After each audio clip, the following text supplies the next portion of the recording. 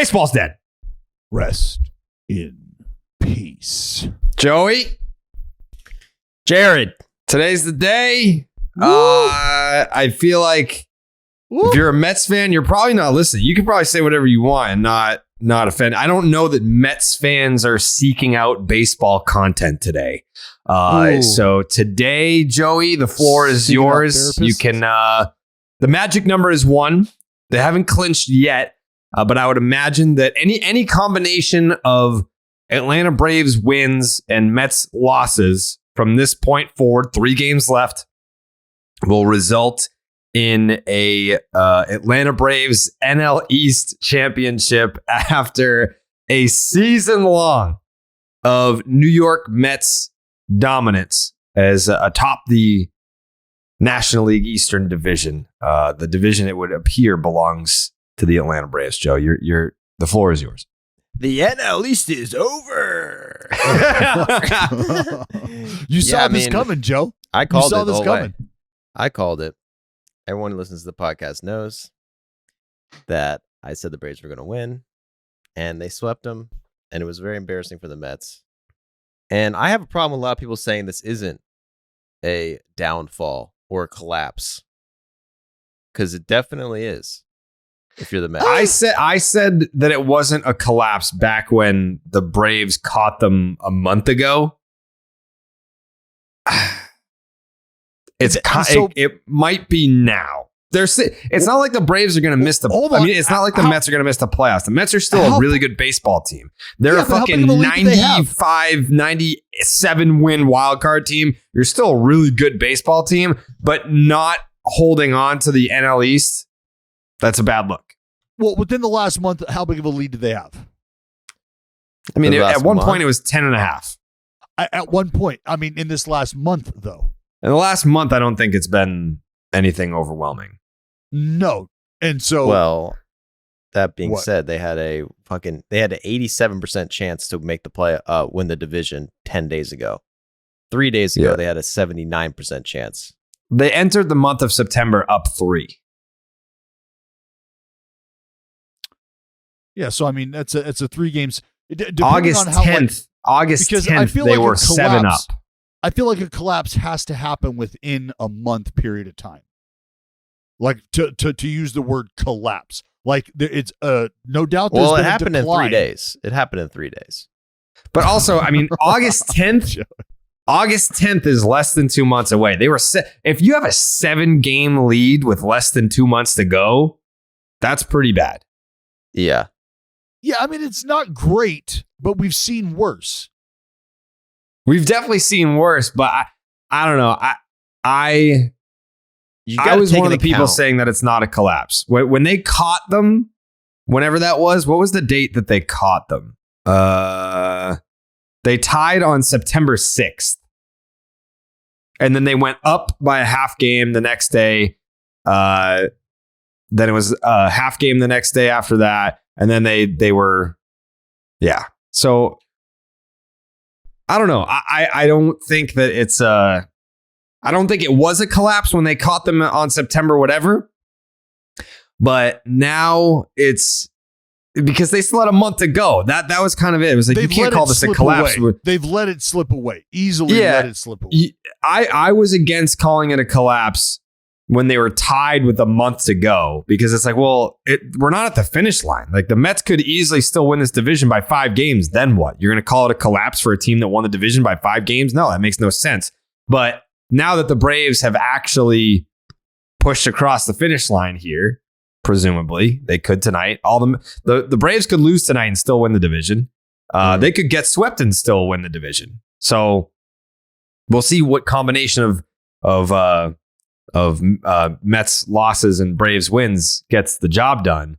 But going into this series that everyone had circled, I don't care if you're a Mets fan, Braves fan, if you're a baseball fan, you know, obviously the AL Central was somewhat interesting, but it was nothing compared to the Braves and Mets just exchanging forearms and elbows and just haymakers to the face all season long. And wasn't last night's game, they went into that They went into that game tied. 8-8 or no?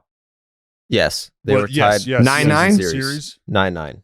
Yeah, season 9-9. series was 9-9. So that was and it was that game had multi-game implications. Winning that game was essentially like winning 2 games because of the tiebreaker and the division. So now it's a done deal. So that game mattered a whole lot. Well, that's why it was a collapse. Because Mets going into the series, they just had to win 1 game, and they have the tiebreaker in the division, and they're good to go, basically. Going into this month, they had a series 2 against the Nats, Pittsburgh, 2 against Pittsburgh, 1 against Oakland, 1 against the Cubs. Easiest schedule. Going into this series against the Braves, they had their top 3 starters, Scherzer, DeGrom, Bassett, and they had a lead in every single game. And they lost every game. It's a pretty bad collapse. It's bad. Even just saying, like, you going into this series, the Mets controlled their destiny. All they needed to do was just win. They didn't need to leapfrog anyone. They had head-to-head competition with the team that was up their ass. So all they had to do was win their games, and then they would push them away. They didn't have to depend on other teams to beat their closest competition. They could handle that themselves. One could argue that the dismantling of Jacob DeGrom at the hands of the swinging A's. Oh, jeez, shut up. Is where this quick decline started. No, Jacob DeGrom. If I'm a Mets fan, and listen, I know that I get accused of being a Braves honk on Twitter. You worried? Am I worried about what? Oh, I don't know. I think that's what you're getting ready to say. Well, yeah, I get accused of being a Braves honk on Twitter. I think I'm pretty down the middle when it comes to the Braves. I don't think so. But if you're clearly Braves bias. Nope, Clearly I don't. Bias. Nope. Mm-mm. But if you're a Mets fan today, I know that a lot of them are probably in pain after watching what happened over the weekend. I would be more concerned not just about what happened over the weekend, but what's to come. Like if those were playoff games. You had to win those games to win the division. They couldn't do it, and they sent out fucking DeGrom and Scherzer and lost. They lost with those guys. They're not in put it in cruise control. We won the division. Like, don't worry about it. We're just resting our guys. No, those were essentially playoff games for the Mets. And they put out their very best, and they lost.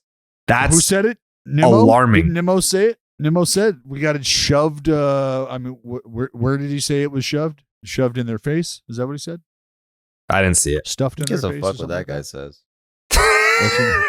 Wow, giving him the Roger Maris treatment, huh? Take that, Nimmo. That's coming too. Yeah. I got more Roger Maris Jr. takes on this particular episode, but before we get to start here. Yeah. What a fucking loser. The Mets, I don't know. They just seem like a completely different team right now. And this series, what it seems to me and what it looks to me is like it's just a team that's they're so reliant on those first 3 starters, which if you're gonna rely on anyone, those are 3 guys you want to fucking rely on. But with that is pretty much the X factor for them. Scherzer, DeGrom, and Bassett. The lineup, when you look at it, it's good. But now I'm looking at it and I'm like, is it that good? They got Lindor.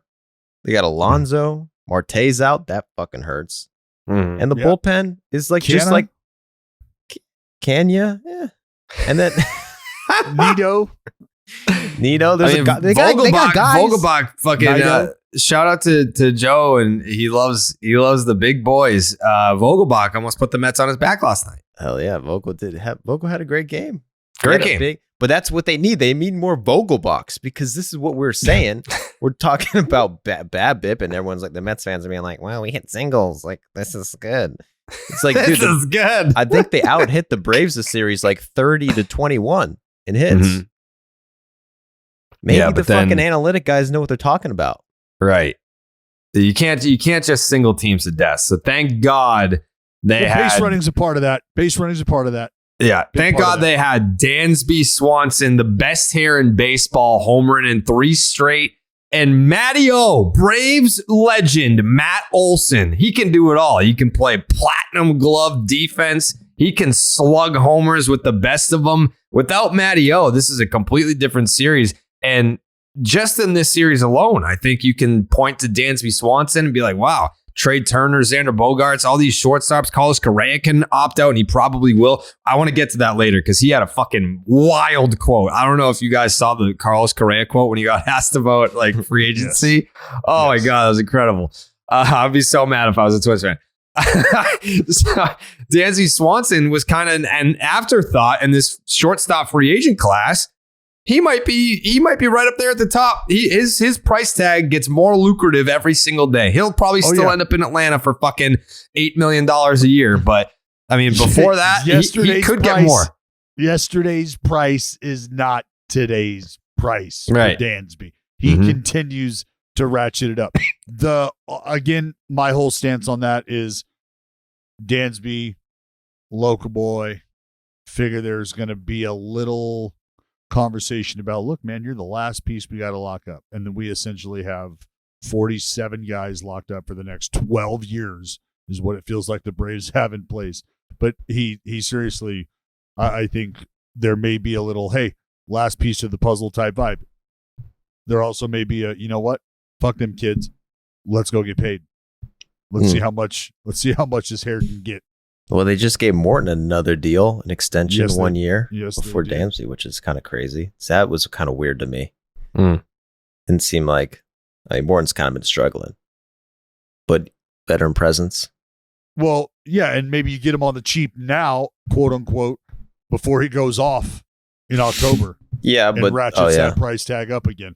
But he's been the guy, like, he was ready to retire before the Braves got him. Like, he basically publicly said, I only want to play for like 3 teams near wherever he lives. I think he lives in Florida.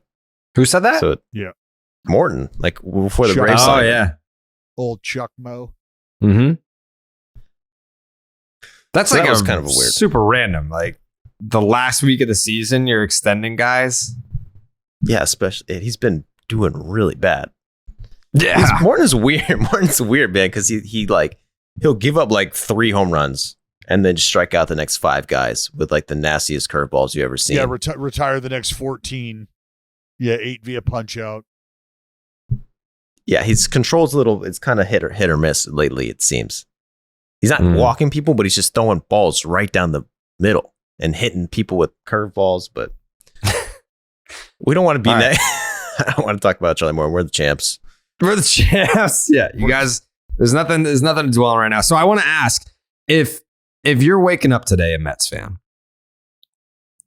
how are you feeling about the postseason run now? Let's just say the shoe was on the other foot and the Mets swept the Braves.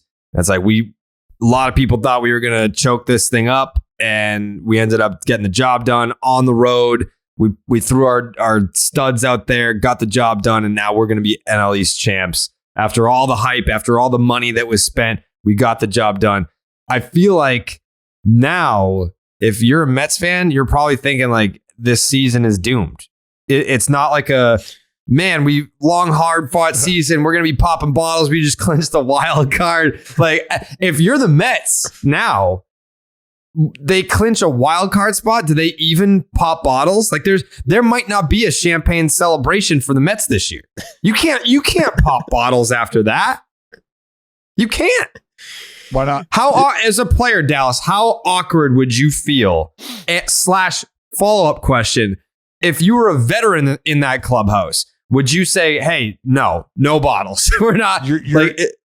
You're celebrating. You know how hard it is to get to the postseason? Yeah, but it's just, I don't know how great of a look that is. Well, they kind of missed their boat because they already clinched the playoffs like a couple weeks ago. They didn't really celebrate. Right. So when are they going to celebrate? Getting eliminated from the division. That's what you're celebrating. Yeah.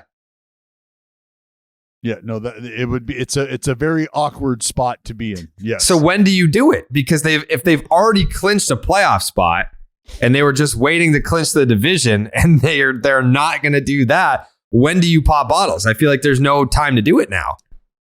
No, there is not. There's not a. I mean, unless you're going to celebrate the end of the season, because then it's like a. I feel like you can't. Is this just like the last game of the year party? If they do that, they better take away every single player's phone, because if that gets out, get the Mets popping bottles. That gets on Twitter, dude. Oh my god. It's not. They can't do do an it. Ideal situation to celebrate. No, you're right. You missed the pop and bottle train because. I wish we could call a Mets fan. All the Mets fans I know work at Barstool and they can't come on. But like, call Sal Litica, man. Who? You never see the clip of the guy? The NL East is over. Oh, that guy. Yeah. Yeah. I feel so bad for that guy, man. The Mets Mets let fans him are down. Irrational. Man. Like there's nothing positive. There's nothing positive to be gained from listening to a Mets fan today. No, but I want to know inside the psyche of a Mets fan. How, like you don't want to get in that kitchen. Who the fuck? I definitely know Mets fan. Like, who the fuck is a Mets fan that we could call right now, Dallas? We could call Jerry Blevins. Does he ride with the Mets? I mean, I don't know. He's on the TV. That's TV with him. Yeah. We could call Wrecker. Who? Anthony Wrecker. Who the fuck is the that? Mets guy? Who do you want to call? I literally just searched Mets in my Twitter, my text messages to see who have I ever talked to. We should call Howie Rose. You don't have to call Howie Rose. Why? Well, I mean, you could. Definitely could.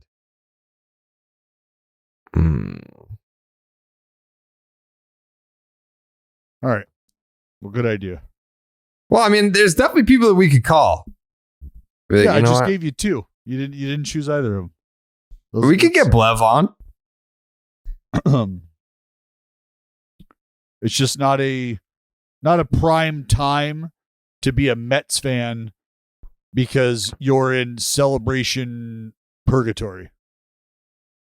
Yeah. You can't celebrate. You can't go back on it. There's no retroactive celebration. You're switching up. Originally, you were saying like, "Oh, it's a long season. You got to do it." But when? Well, to answer your question, when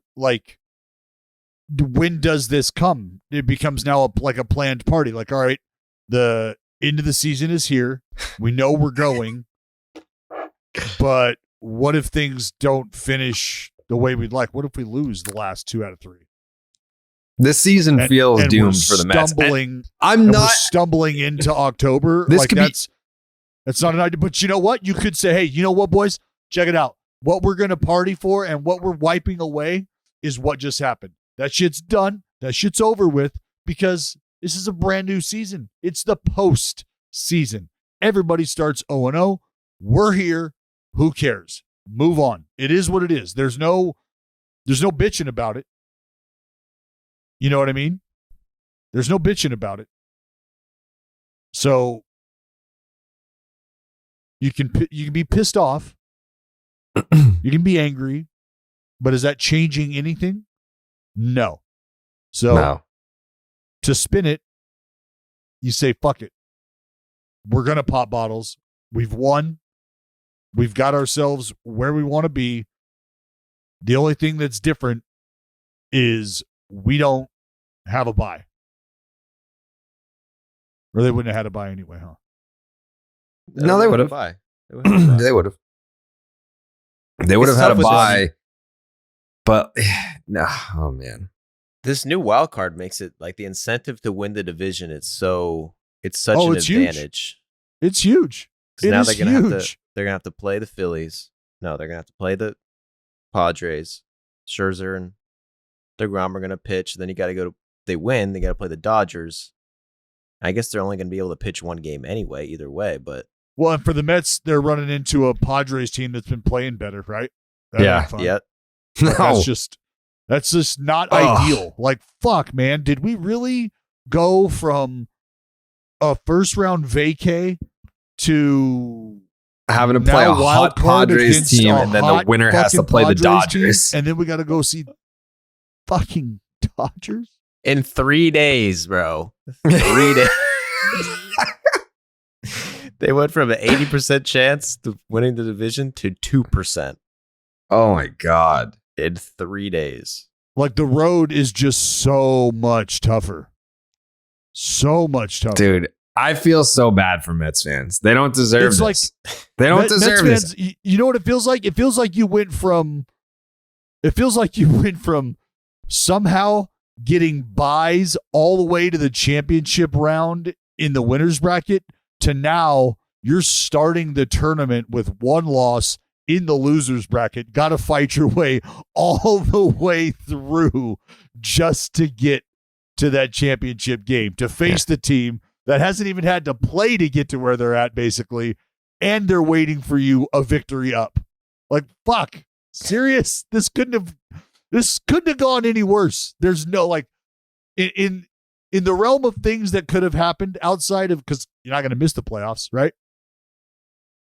This is the worst that could have happened.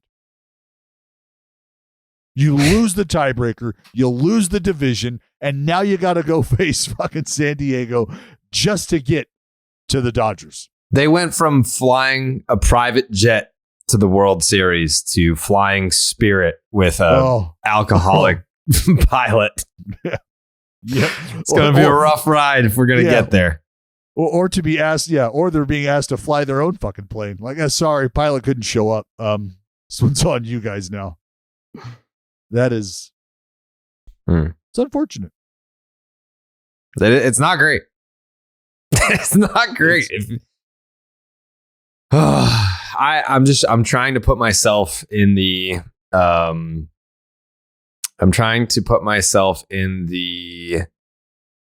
position of a Mets fan. How would I feel? Because I know that when things get bad, I'm not like come on, guys, we can still do it. I'm like I need to set myself on fire. What do you mean? How do you think Mets fans feel? We know how Mets fans feel. They think it's over. They are of the most miserable fan base type when this kind of stuff happens. And it's understandable. I'm not telling Mets fans that they shouldn't be the miserable curs they are at times. But please understand that that's where they're at right now mentally. Mentally, it's over, Jared. Mentally, somehow they're going to be woken up at the end of the season and told that they're not in the playoffs. That's where Mets fans are at right now. They know it's going to be taken away. They're already talking off-season moves. We need to get Judge over here. That's their World Series. Aaron Judge. That's wow. That suck.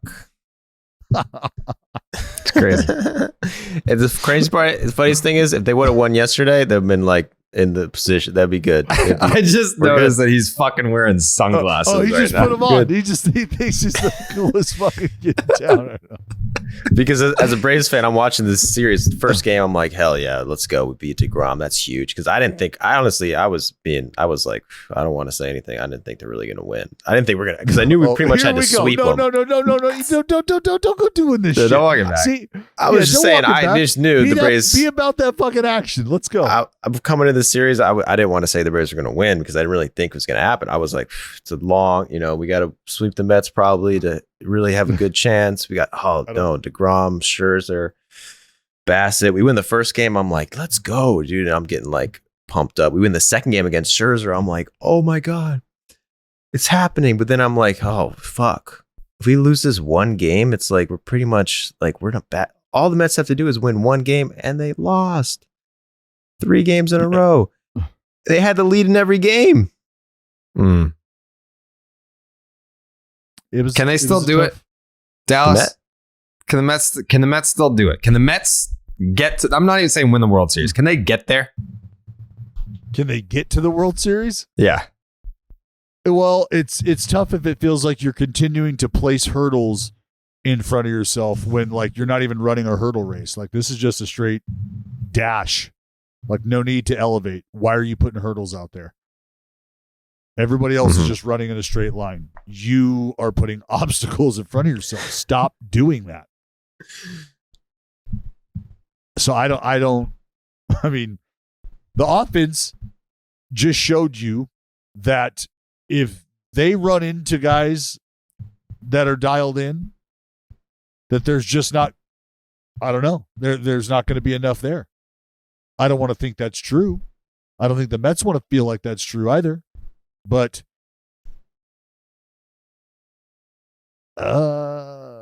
it doesn't look like the Mets are in a spot where their counter punches are going to be quite as effective. No.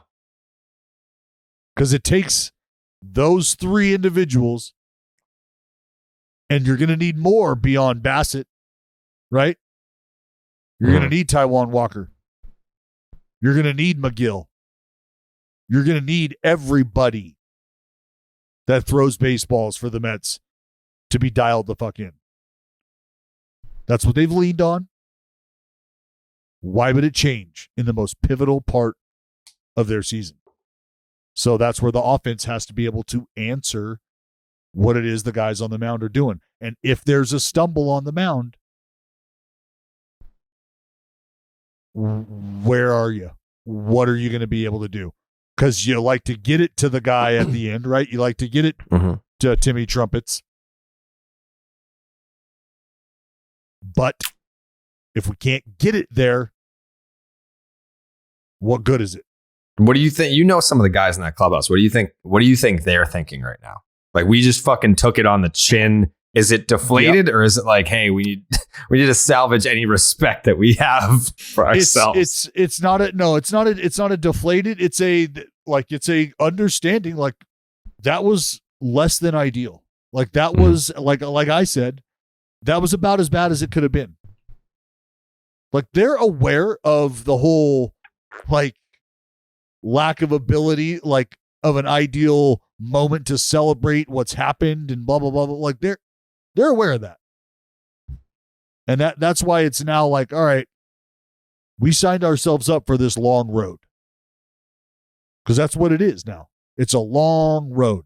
But if you can get over that emotionally and allow this next 3 days to put you in a good spot mentally so that you can come to terms with what has transpired in that Atlanta series, then yeah, wipe it clean, move forward. And I want to believe that they have guys in that clubhouse that can help everybody else do that, because that's what has to happen. Like, this is the postseason now. Everything else is done. Everything else is done. Like, remember, this is where you go into your locker and the uniform you put on now is the uniform you were wearing when you were at your best this season. So you remember that 2-week stretch, Mark Canna, when you were fucking dropping dick on base 5 times a game? That's the uniform you're putting on right now, motherfucker, each and every day. Lindor, you too. That's the uniform you guys are putting on. When you were hot in June, that's the one you're putting on. When you had a 14 stretch appearance where there was nothing allowed out of that bullpen, that's the uniform you're putting on. That's what you have to believe now. So you put to bed the regular season and you light the fucking fire. You light the fucking torches and you get ready to roll into October. Last 4 starts, DeGrom has a 6 ERA. 3 of those starts came against the Cubs, Pirates, and the Athletics. Does he make the playoff roster? Oh, fuck. Joe. Is he going to make the flight? Is he going to make the flight? Yeah, I think they're bringing DeGrom. I think they're bringing DeGrom. Like I said, you can go back and look at that last outing against the A's, and from there, the team, just the team performance started to waver.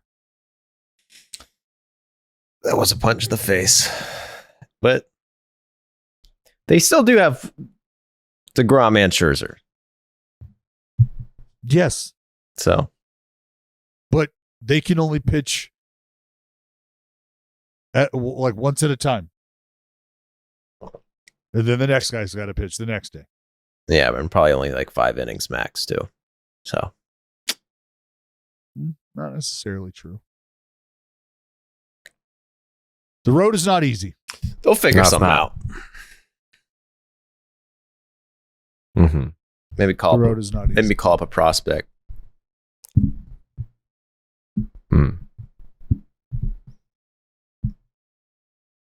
Sorry, Mets. I'm sorry. It hurts. It does, because I don't know.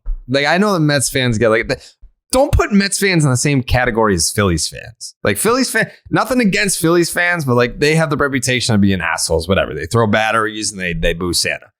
Mets fans are like caged animals. They're passionate. When they're happy, they're fun. When they're miserable, they're just not a good time to be around. But they love their baseball team. So, of course, when bad things happen to their baseball team, they're going to be miserable fucks. How is that not understandable? So that this reputation that fuck Mets fan. Well, no. It's understandable. It's relatable. No. Look at what happens to them. Wouldn't you be miserable too if this happened to you? But this in other eras, though, this would be a missing of the playoffs. This would be where there's not the extra wild card spot. They would miss out. I'm not saying that that's the case right now. I'm not saying that the Mets are only in because there is an extra. No, that's not what I'm saying. I'm saying in years past, instead of losing out or missing out on the division and falling back into a wild card spot, it would be more like looking good in the wild card, looking really good in the wild card. We're not looking so good in the wild card. We're neck and neck in the wild card. Why are we trailing in the wild card? What just happened? Why are we not even close to the wild card right now? What we went from what? I feel like that was the Mets' lot in life before the Uncle Stevie era. Now I think the Uncle Stevie era, this is what money buys you, is it buys you the fallback into the playoffs instead of the fallback into obscurity. So the Mets have upgraded Metsing. That's a good thing. Is it not? I'm trying to help him out. Yeah, you guys aren't as miserable as you used to be. You don't choke as bad. It took longer to choke than in past seasons. It was more painful than past seasons. The sunglasses are just fucking killing me right now. I know. This is a new guy. I can't see shit. That's pretty dope. Before he was Joey, now he's just Joe. This is Joe. No. He needs one of your cigarettes right now. Yeah. Didn't you say you bought some? No. Bro, you need to get on. Joe doesn't buy those. Yeah, no. Joe doesn't buy fake cigs, bro. They're not fake. They're herbal. They're real fake cigarettes. They're not fake. They're herbal. Fucking nerd. They're herbal. They're not fake. That's cute. We in the community don't appreciate the word fake. The NFL action is in full swing at DraftKings Sportsbook, an official sports betting partner of the NFL. We're talking touchdowns, big plays, and even bigger wins. New customers can bet just $5 on any NFL team to win and get $200 on free bets if they do. Check this out. In addition to the usual bets, everyone can boost their winnings with DraftKings stepped up same game parlays. Dallas, did the Cowboys win? Yeah, they did, right? How about them Cowboys? Yeah. Cowboys are now 3 out of... Oh, what a rush. It's Cooper Rush season. It's baseball podcast. It's a baseball podcast, Dallas. It's a baseball podcast. Yeah, the A's suck. The A's suck. Boys. To make things even sweeter, you can throw down on stepped up same game parlays once per game all season long. Download the DraftKings Sportsbook app right now. Use the promo code Jared, Jared, to get $200 in free bets. And if your team wins, when you place a $5 bet on any football game, that is promo code Jared, only at DraftKings Sportsbook, an official sports betting partner of the NFL. Minimum age and eligibility restrictions apply. See the show notes for details. Cowboys are like the Mets. Cowboys are the Mets. Commanders are like the Braves. Fucking easy, pal. Just wait till the end of the season. It's the Commanders year, baby. Commanders might not even have a fucking football team at the end of this. It's all right. Whoa. Say it all you want. We're not listening. Yeah. Them boys are tough. What do we want to talk about? Because I think that's a pretty fucking easy answer. Yeah. It's been a long time, Dallas. It's been a long time since our Seattle Mariners have been to the postseason. They're yours. But they're our Seattle Mariners. They are back in the postseason. What a call. What a call by Dave Sims.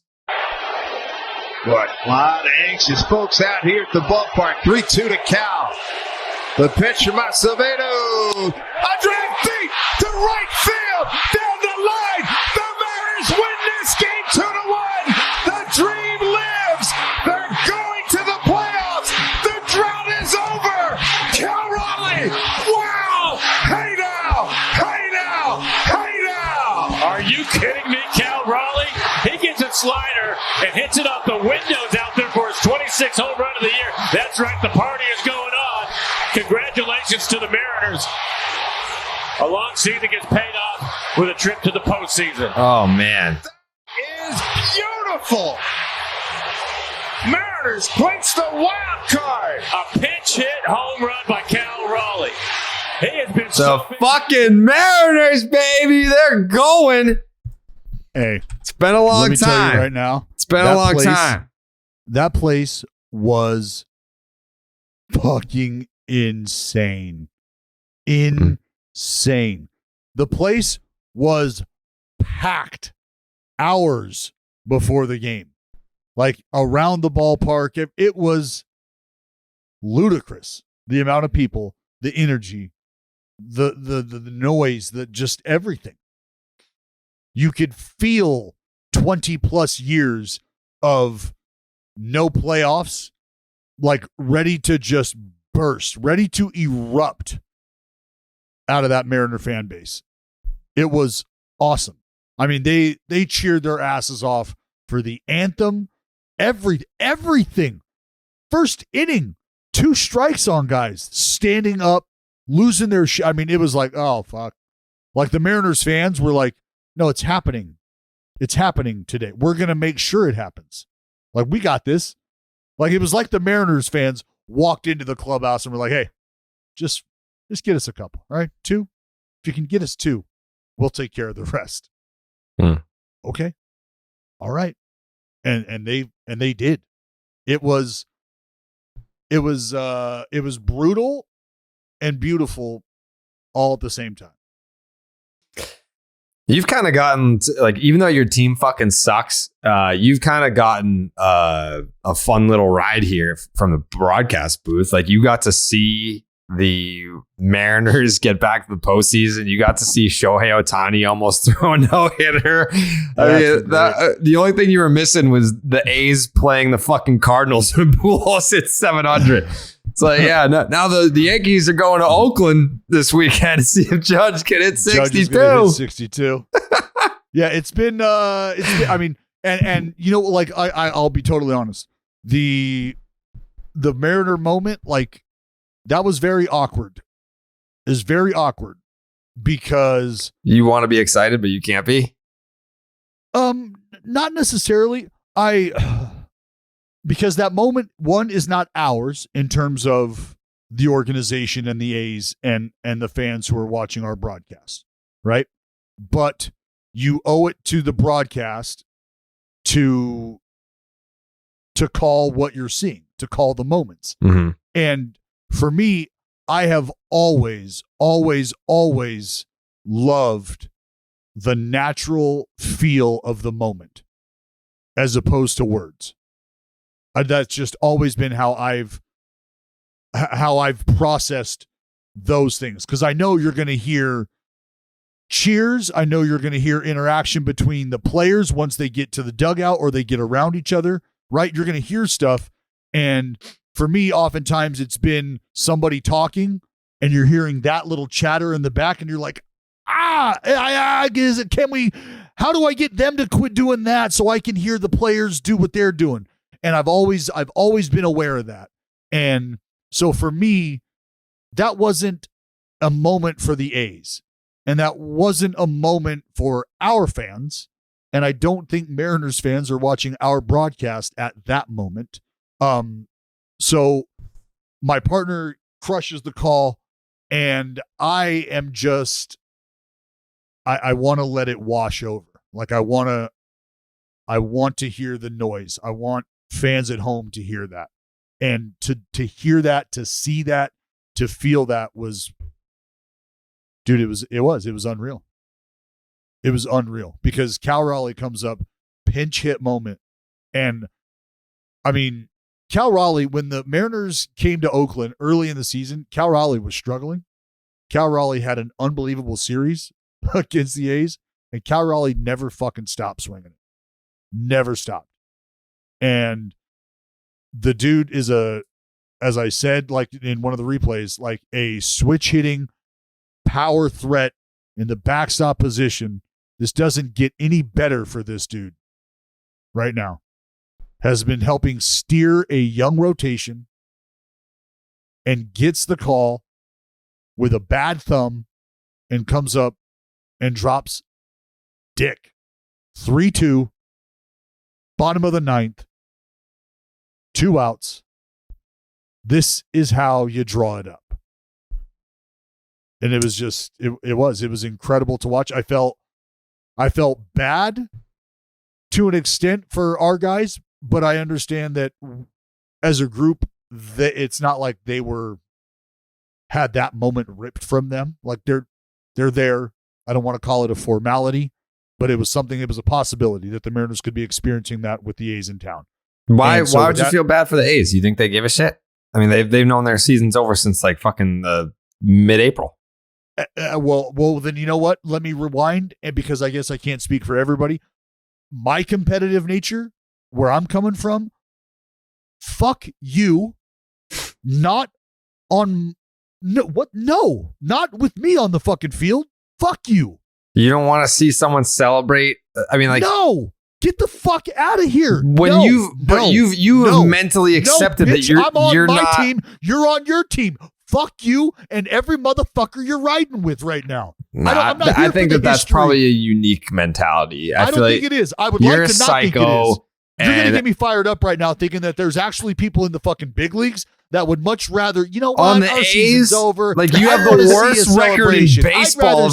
Get the fuck out of here. If you get walked off, like that sucks. But like there's got to be like how many baseball players in the majors have you and I talked to that grew up diehard fans of baseball? And now we're at the point where a lot of these like young kids that are in the big leagues, they grew up like they're not saying that their favorite players were like Hank Aaron and like they're saying I grew up watching Griffey. I saw Ichiro.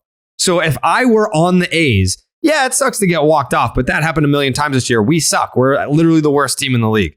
So to get, I guess, the baseball fan in me would be like, it sucks we lost, but we always lose. This is pretty cool to at least see. Like I'm on the field to see this. The Mariners are back in the playoffs for the first time in 20 fucking years. Part of me would be like, that's pretty cool. Good for them. No. There's definitely, I guarantee you that there is at least one player on the A's that felt that way. Like, it sucks that we lost, but like this is cool to see, I guess. Yeah, no, like you remember, so there's a difference between processing the moment and then wanting that to happen or not wanting that to happen. Yeah. Like Tony Kemp isn't running over there trying to get a signed Mariners jersey. Like, hey, can you guys sign this for? Actually, Tony Kemp sat down in right field. Did he? Yes. He sat down. Did he go to field. Vandy? Yes. Yeah. Yeah. He sat down in right field and just watched. Well, that's because he went to Vandy. The point of processing the moment, right? Like you're lying to yourself if you don't appreciate the moments that occur on the diamond. That's what makes this game so beautiful and so painful, is that's a reality. You can't ignore those things. Like the A's going into that series knew what was at stake.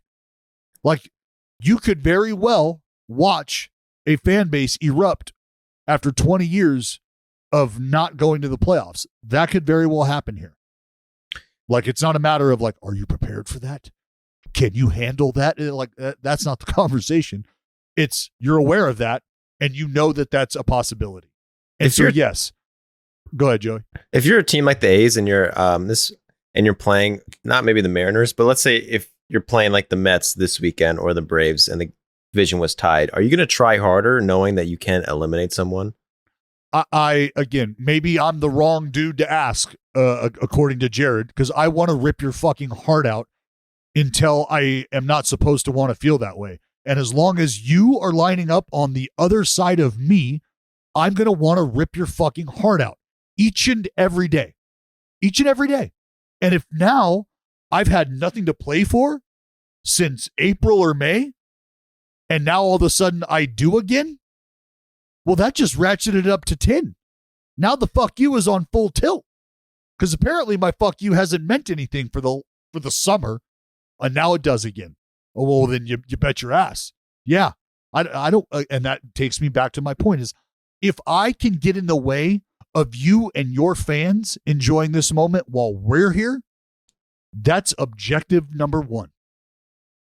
Because that means I'm taking care of business. I'm winning ball games. And that's not a, and I guess I'm thinking about this from a perspective of what kind of mindset am I trying to instill? What kind of culture am I trying to maintain in my clubhouse? What do I want the guys lined up next to me thinking and believing?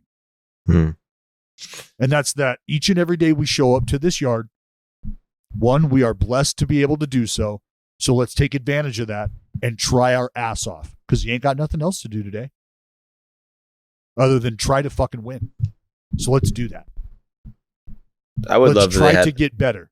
They had like a stat that could tell you that, like, you take teams eliminated playing teams that are fighting for a spot, do they perform better? I mean, they have. Yeah, well, and because so now you want to talk about important games, and I've been talking about this on the broadcast. All of these games are important, and I'm going to be highlighting our coaching staff, because our coaching staff has done a phenomenal job of, even with the season where it's at, they're out there early. They're setting up drills, setting up footwork drills, ground ball drills, fly ball, and they're going to work.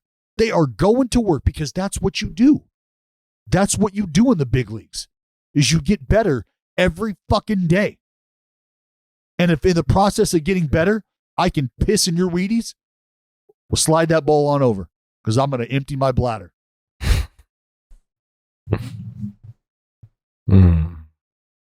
Well, either way, the Seattle Mariners are going back to the postseason for the first time since 2001. And not only that, but they have also leapfrogged the Tampa Bay Rays, and they are now in a position to play the Toronto Blue Jays.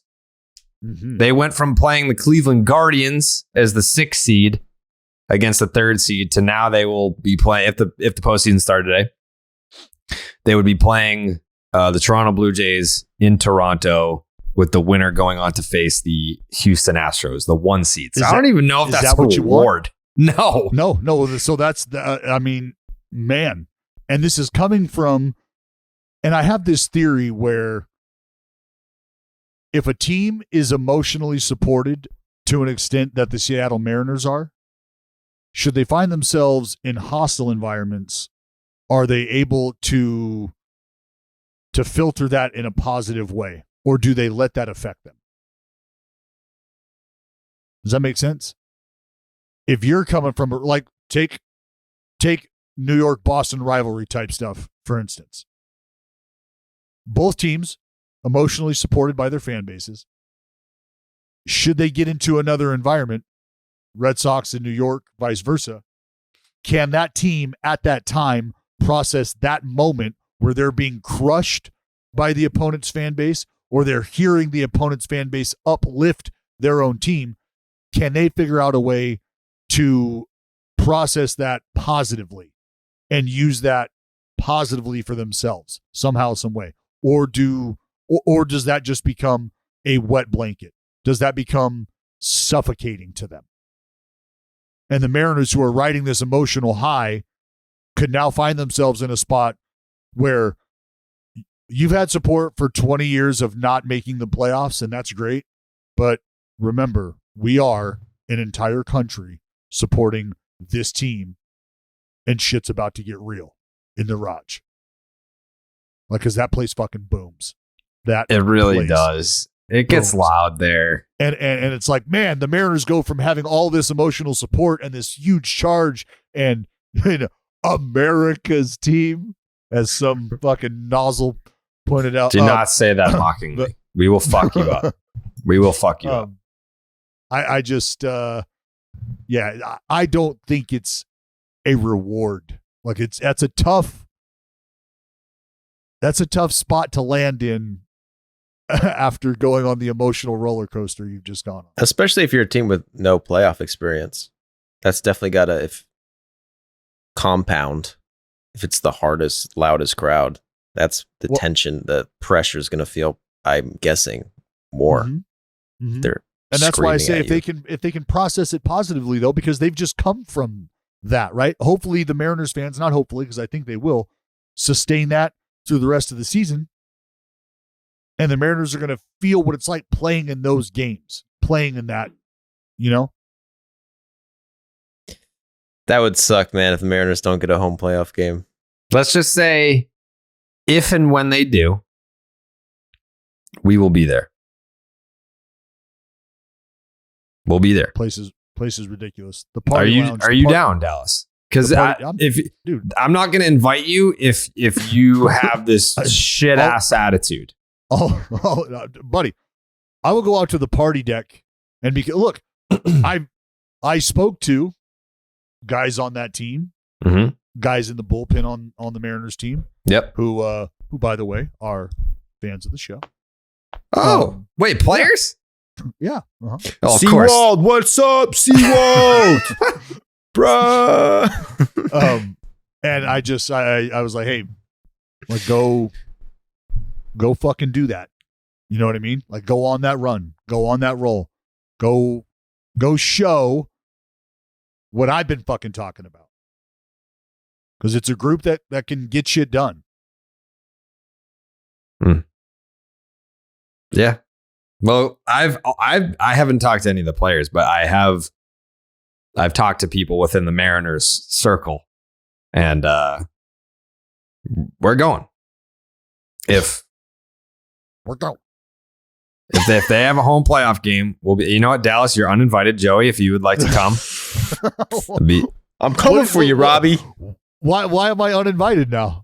Your attitude doesn't mesh with the America's team vibes that we have going on. What are you talking about? I just told you how I had a great conversation with players on that team, congratulating them. Mm-hmm. You're a simp. I don't think that's what that is. Yep. I think that's yep. You're a Mariners kiss ass. Don't be jealous. That's what you are. Says the guy who fucking can't breathe because he's gargling the nautical star. Just so that you know, I was on the Mariners bandwagon before anyone else. I usually have a great eye for. I'm actually amazing at that. I was on the Braves before anybody. I was on the Mariners before anybody. In 2016, I was on the Indians before anybody. Yeah, I'm just a baseball guy. I'm just a fucking baseball guy. I know. I just on every team. Nope. Just does well. Nope. Nope. I was on the Indians in 16. They made it to the World Series. I was on the Braves in January. They won the World Series. I was on the Mariners last summer, and then they ended up making the postseason for the first time in 20 years. It's just about knowing ball, dude. It's about knowing ball. Indians set the record for games in a row in 2016. No, that was 18. Okay, whatever. Same shit. Yeah. It's just about knowing ball. Cut that out. Cut that out, Jake. Jake's in another meeting, probably. Jake leading the league in meetings. Yeah, big meeting guy. Loves meetings. You know what else he loves? Blue Moon. Oh, moon me, Jake. Yeah, loves it. Baseball and beer go hand in hand. And Blue Moon is the perfect playoffs companion with its bold flavor, bright explosion of color, iconic orange slice ritual, and authentic ballpark roots. In fact, Blue Moon was born in a ballpark at the Sandlot Brewery in Denver, Colorado. From a playoff berth to a world championship, a Blue Moon guarantees a one-of-a-kind beer experience every single time. Dallas, did you have any Blue Moons to celebrate the Mariners going back to the postseason? I did not have any Blue Moons to celebrate the Mariners. I had some Blue Moons to kind of wash away a series that I was hoping would have gone a little differently. Okay, so you still had them. Yes, just not in a celebratory fashion for the Mariners, more in a moment of exhale, if you will. Right. It was like the SpongeBob meme. Kinda. Yeah. From its refreshing flavor with Valencia orange peel for a subtle sweetness and hints of coriander, Blue Moon Belgian White is one-of-a-kind beer that's made brighter. It's carefully crafted and full-flavored with refreshing notes and a smooth, creamy finish. Why strike out with the same old beer when you can get something that's one-of-a-kind? Best served with a signature orange garnish to showcase its beautiful hazy color. A beer this good only comes around once in a blue moon, but you can enjoy it all season long. Break out of your same old beer slump. Blue Moon Belgian White is one-of-a-kind every time. Get Blue Moon Belgian White delivered by visiting get.bluemoonbeer.com/rocket to see your delivery options. That is get.bluemoonbeer.com/rocket. Blue Moon, made brighter. Celebrate responsibly. Blue Moon Brewing Company, Golden, Colorado Ale. As far as like the playoff picture goes, was there really anything else that, I mean, like the Blue Jays are like everyone that's in, there's no surprise about who's in. It's just a matter of where they fall. And the Mets falling out of first place was definitely news. The Yankees winning the division, not really news. The Guardians, not really news. No, I wanted to the do Astros, like sort of a prediction thing. I wanted to do, but we don't know where guys are landing. We don't know where teams are. We don't know official. The matches. Phillies, we got to talk about the Phillies because, I mean, the Brewers really were putting on a full court press there. But the Phillies had a big fuck you weekend. The Brewers gift wrapped that. Yeah. They lost 2 straight. Phillies won 3 out of 4 over the weekend. It looked for a second like the Phillies were like, you know what, we're all set. But when push came to shove, they won some ball games. So it looks like the Phillies will have October baseball. Yeah, and they could thank the Brewers for that. No, they still had to win their games. Not really. Yeah. Brewers lost 3 out of 4 to the Marlins. Jared. The Brewers losing helps, no doubt, but the Phillies still had to win their games, and they 3 did. out of the 4 to the Marlins, Jared. They still won their game. They had to win, and they won. Jared. No, I'm not letting you disrespect the Phillies like this. What is it about you hating good fan bases? What the fan base that you just said? Well, you know, there's a difference because they're not the Phillies. The Mets aren't the Phillies. They don't throw fucking batteries. They don't fuck that fan base. That fan base that you were just talking those about? are good fans. That's called passion. That's called passion. That's unlike the Oakland A's fans. They just fucking shoot each other and just yeah. What? No, I believe it's Oakland A's fans that are quite literally making love, not war. In the stands. No, that's the Blue Oakland Jays A's fans. Blue Jays fans. So, yes, you stand corrected. Yeah. A's fans. That's a crime, by the way. No, it's not. Also a crime. No, public acts of is lewd. what the Brewers did to allow the Phillies to slide right into this spot. Yeah. That's the crime. That was, I feel like the Mets kind of took the heat off them, the Brewers. But like the Brewers was probably worse. I mean, they lost. They blew them. They blew us. I think didn't Williams blow a save yesterday? They went extra innings, and choked it every inning. It was bad. Birdie, because he walked Birdie. Birdie stole second, and then just shit started to unravel. Wild pitches, pass ball, like it was not good. The Brewers, I thought that they had a bigger lead at some point. They, their biggest lead was 4.5 games. Then it was back on May 26th. Yeah, remember, I was trying to tell you that the Brewers were not who you thought they were, and that the Cardinals were exactly who I thought they were. We had that conversation. Yeah. It's just me knowing ball. Like you it was just it was a weird season for the Brewers. They just never got it going. No, they never got it going. They didn't. And the Cardinals kept it going. Pays to win that division, babe.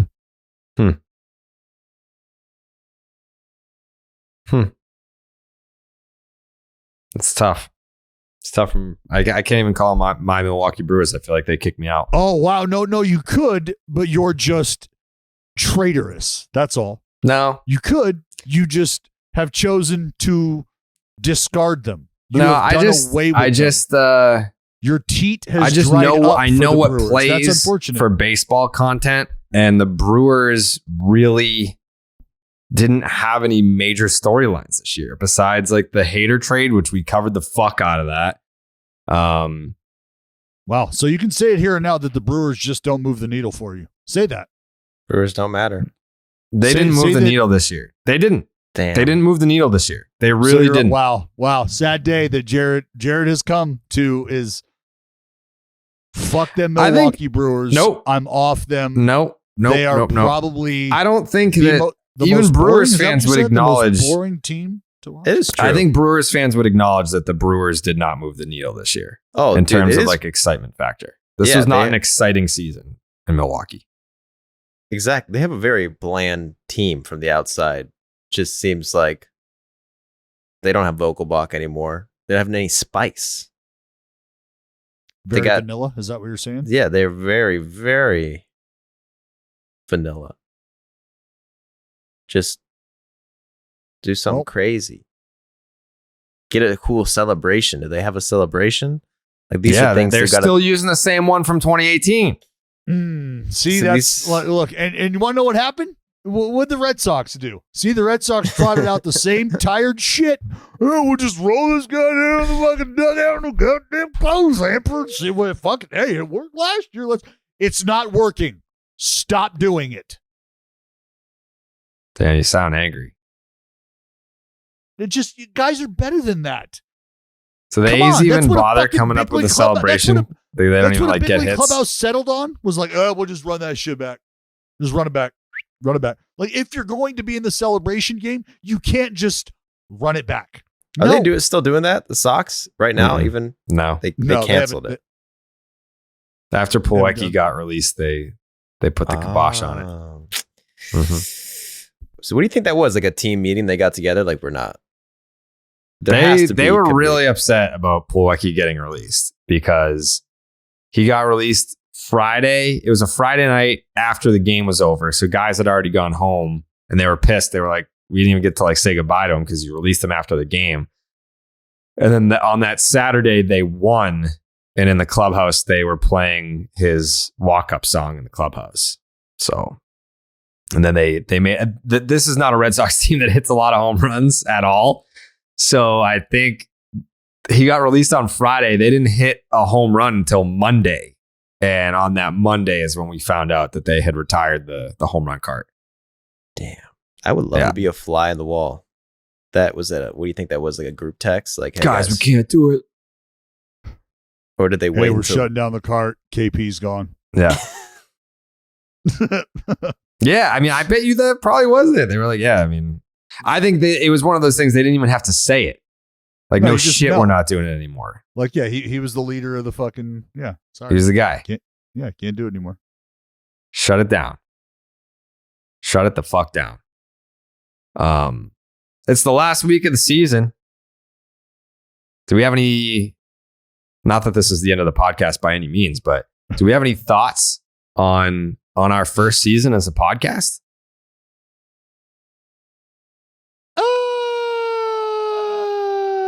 I feel like we've done great. Yeah, we did a great job. I feel like we've been awesome. Thank you. Yeah, we've done a great job. There's no off season in the podcast game, buddy. No, there really isn't. Yeah, I feel like we did a great job for this being our first year in podcasting. Just us. Yep, just us, just doing what we do. Season number doing 1. Doing our thing. Joe, you've been exceptional. Thank you. One I want season, you to know that. 6 microphones. 6 microphones. Fucking Joey 6 mics. A division championship over here.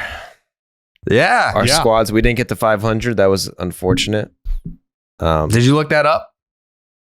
I don't have to look that up.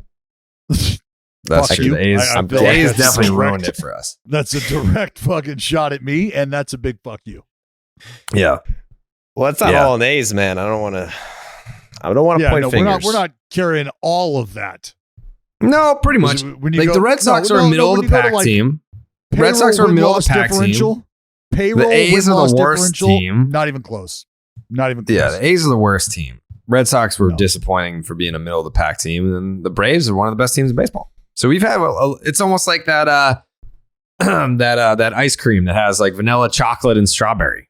Neapolitan. Well, that's like saying, okay, so like DeGrom has a 4 ERA and Carrasco has a 4 ERA, and you're going to blame them the same for ruining the season.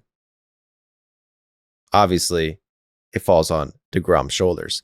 That's how I look at the Red Sox. There where you we go. needed you Yep. to pull Needed a little you. bit more. Couldn't answer the bell though. Hmm. It's whatever. I'm sure I'll get him next year though. Definitely gonna pay for it. That's for sure.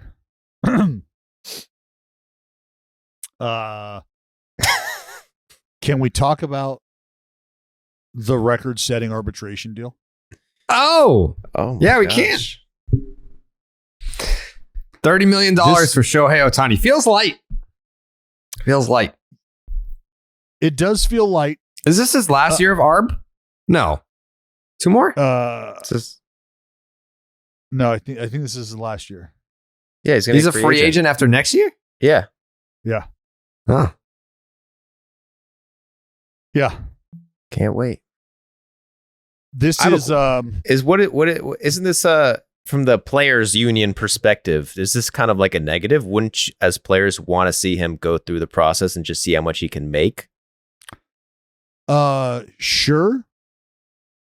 Because then there would be precedent set by the league or by an arbitrator as opposed to a team, because you're still in the realm of what is a team willing to commit to him, as opposed to this is what an independent arbiter felt was owed to him based on the arguments, which is why I don't know why. I mean, I guess I do, but I don't. I want to see, for selfish reasons, what this would have looked like.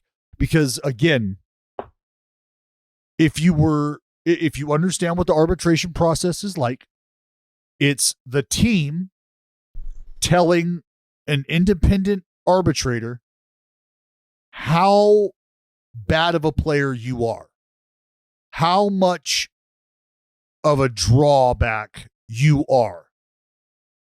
Right? You're an expense. This is why the team shouldn't have to pay you really anything.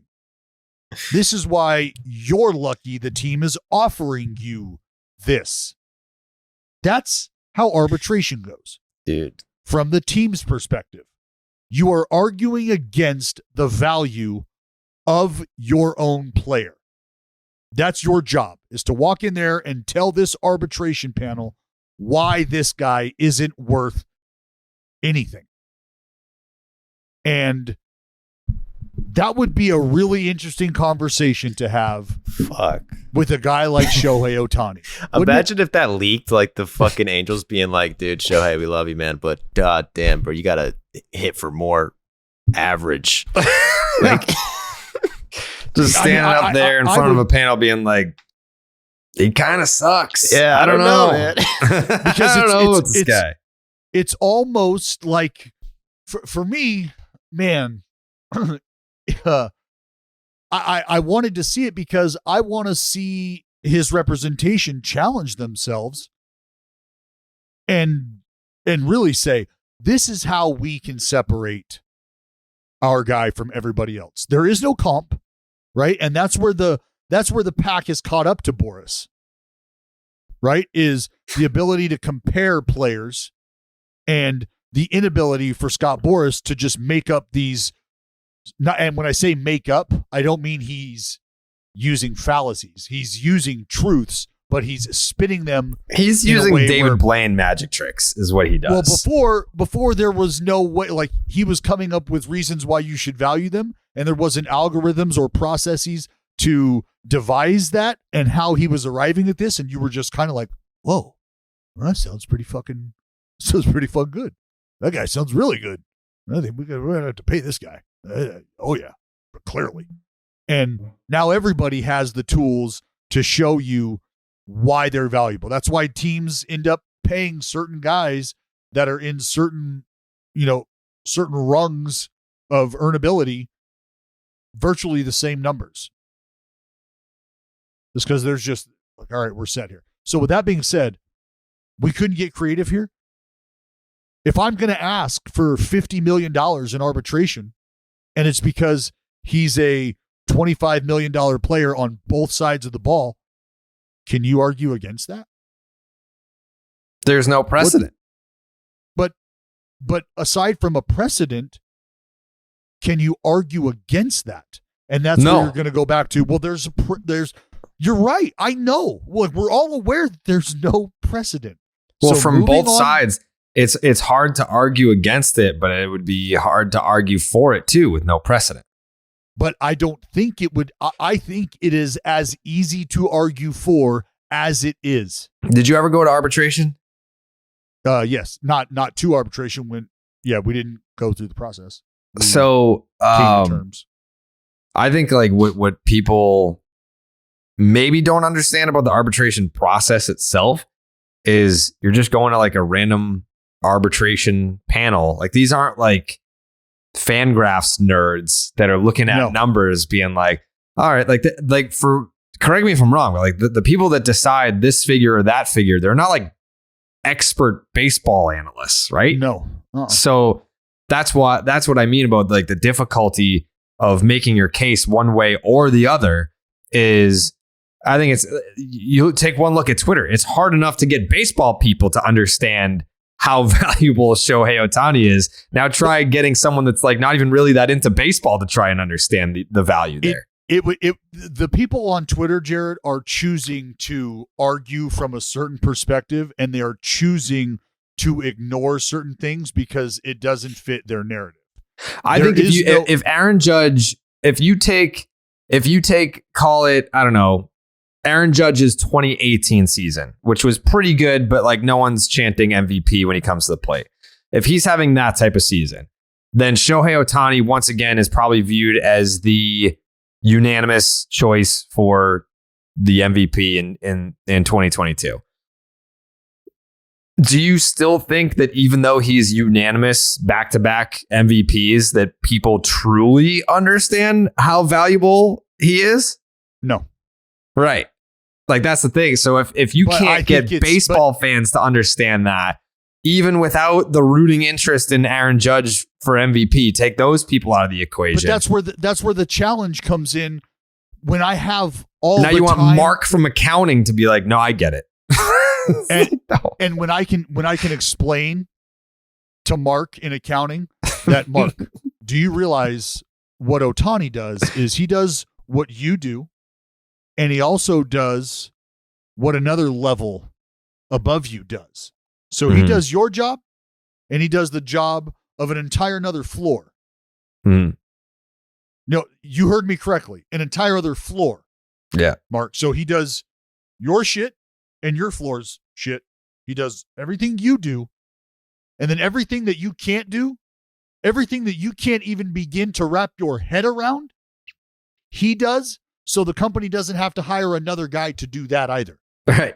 He's basically like worth of people. He's the chief operating officer and he's the CFO as well. He's doing things that make everybody else's life around him easier. And when I say everybody else around him, I mean the people who are putting a roster together. But you have two stat lines that are in the top 1% of the productivity in his workforce, and it's one employee. Think about it in that term, okay? You only have to pay this guy one paycheck, but he's doing essentially the work of two employees who would net two paychecks. Because if we were to apply this in any other world, in any other workforce, think about how he would be compensated.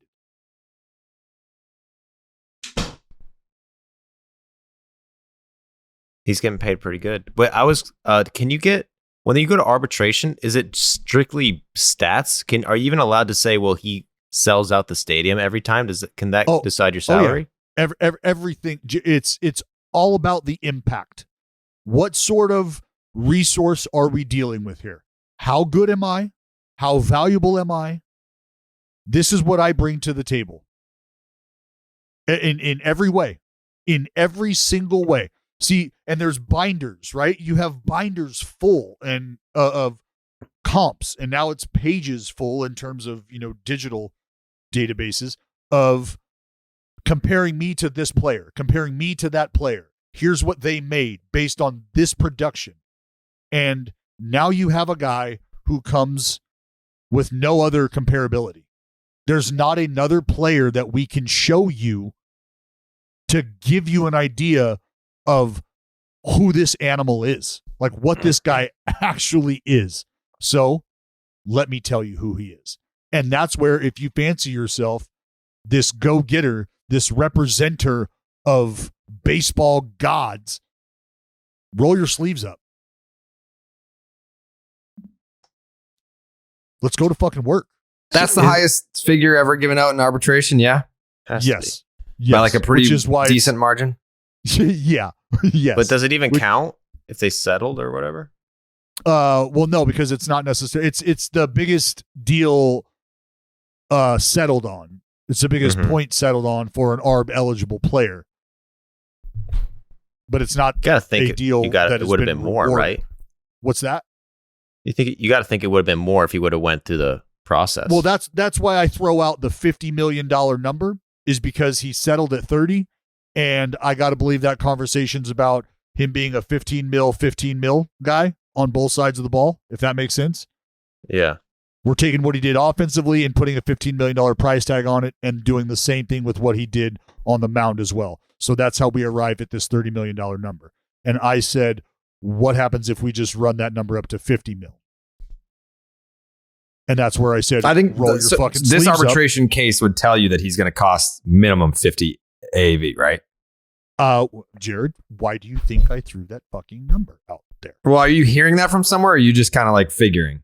Well, I mean, I have conversations, but I'm kind of figuring as well. Like this is just me thinking about how you would represent this individual. And I always want to think about the counter to the arguments, because that's how you shore up your defense, right? Is you penetrate and poke holes in everything that you're trying to sell. And that's why I say I'd have a really tough time telling you why Shohei Ohtani isn't worth what he's worth. 50 million. Damn. Let me ask you this then. Do you think that Shohei's free agency is going to fuck up the economics of baseball? Because instead of it being like, all right, we're going to give this guy $50 million a year because he's an elite pitcher and he's an elite DH, essentially, that you're going to have other agents, maybe Scott Boras, be like, all right, well, like, yes, he's an elite hitter and he's an elite pitcher, but our formula calculates his value to X. So if I have a client and his value is Y, and that value is, say, 78% of a Shohei Ohtani, then shouldn't my client get $41 million a year? And then you're looking at him being like, this player is not worth $41 million a year. Well, if Shohei's worth 50 and we have this calculation where he's 78% of that, then like, do you think that it's going to cause problems for the economics of baseball moving forward? what it's going to force teams that are interested to do is get creative, like the Seattle Mariners did with Julio Rodriguez's contract. Mm-hmm. Which is, if you're performing on this side of the ball at this rate, this is what we've got. If you're performing on this side of the ball at this rate, this is what we've got. You hit these benchmarks, this is what we've got. And that's going to take a lot of creativity, because there's going to be a conversation about, again, let's say we call it a 10-year contract for Ohtani. What happens if in year 5, we're going to shut one side of the ball down? We're going to have a conversation about that. Yeah. We're going to have a conversation about that. So, yeah, which this is only what it looks like. Oh, yeah, well, absolutely. Absolutely. But Ohtani, that's the thing, is Ohtani understands that as well. He knows that that's going to eventually be something that happens. Like, you've only got one or two options here. Either you give up one side of the ball at some point in time to create longevity for yourself, to buy yourself an extra couple years, few seasons, whether that's on the mound or as a DH, whatever it is, or you come to terms with your inability to do what you've been doing on both sides of the ball as consistently as you've been doing it, and then you decide to take it to the house. And you say, if I can't do both the way I've been doing it, I don't want to do it at all, and I'm good. We're all done here. So those are the only two routes that you can possibly take. You either concede one side and buy yourself some more years, or you shut it all down because you just refuse to not be the guy you've been this whole time, which I can understand either way. Totally get either way. But knowing that that's the reality, we have to have safeguards in place. I cannot just commit an absorbent amount of money to you with both of us knowing, both of us looking each other in the eye going, you very well may not pitch the whole time, or you very well may not hit the whole time. Like, you understand why I can't do that for you, right? Or why I can commit to that. But if certain things aren't achieved or certain marks aren't met, then I'm going to be able to get some of that money back. Like, there's going to be some things that impact that. And yes. And that's why I say, if you're thinking about Ohtani fitting into your plans in the future, you should have been doing your homework a long time ago. You should have been figuring out how he fits in a long time ago, because that's the work that's going to be done.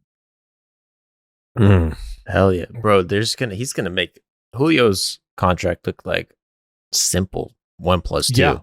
That's just gonna be crazy. But the thing about Shohei though is, like, he genuinely doesn't give a fuck about money. He doesn't care. Like, I can see him taking a massive cut. I don't think he gives a single fuck. I mean, he gave up like $200 million just to come to America 2 years early. Well, it's because, like, again, dude, like, the writing's on the wall, and that's why for him. That's not why, though, dude. That's not why. He's a fucking obsessive savant baseball guy. It's like really what he cares about. He doesn't leave his house. He's like, he just, dude. In Japan, he lived in the team's dorms as like the most famous athlete in the country. He lived in the team dorms. He gave his salary to his mom to manage it. They say he spent like $4,000 in 2 years. Didn't he say that his hobby is sleeping? He sleeps 9 hours a day. Bro, and when he's sleeps 9 hours a day. You ever see the GQ video about him where it's like 7 things I need? It's like my baseball bat, my iPad. I look at stats, a pillow, a fucking sleeping mask. That's all he does. That's crazy. I don't like the money. I don't think he gives a single fuck about. No, the money is not. No, that's our conversation to have. Like, the money is not a driving force. I always go back to the guy being who he is and having written out the future in baseball for himself.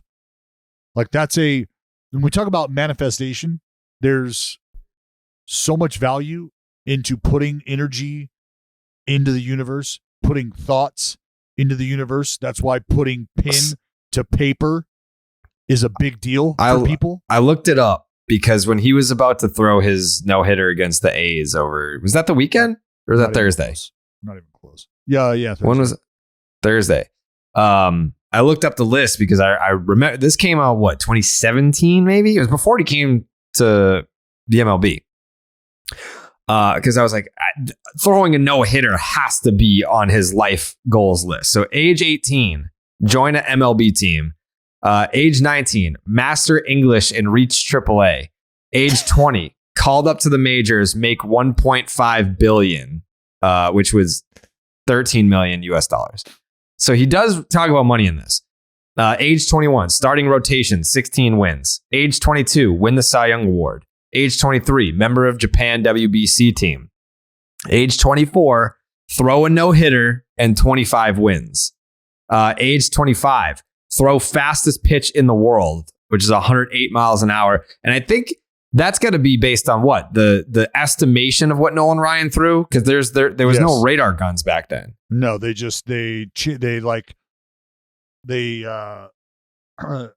compared the algorithm that they were using now or then to now and said that like when quantified, it turns out to 108.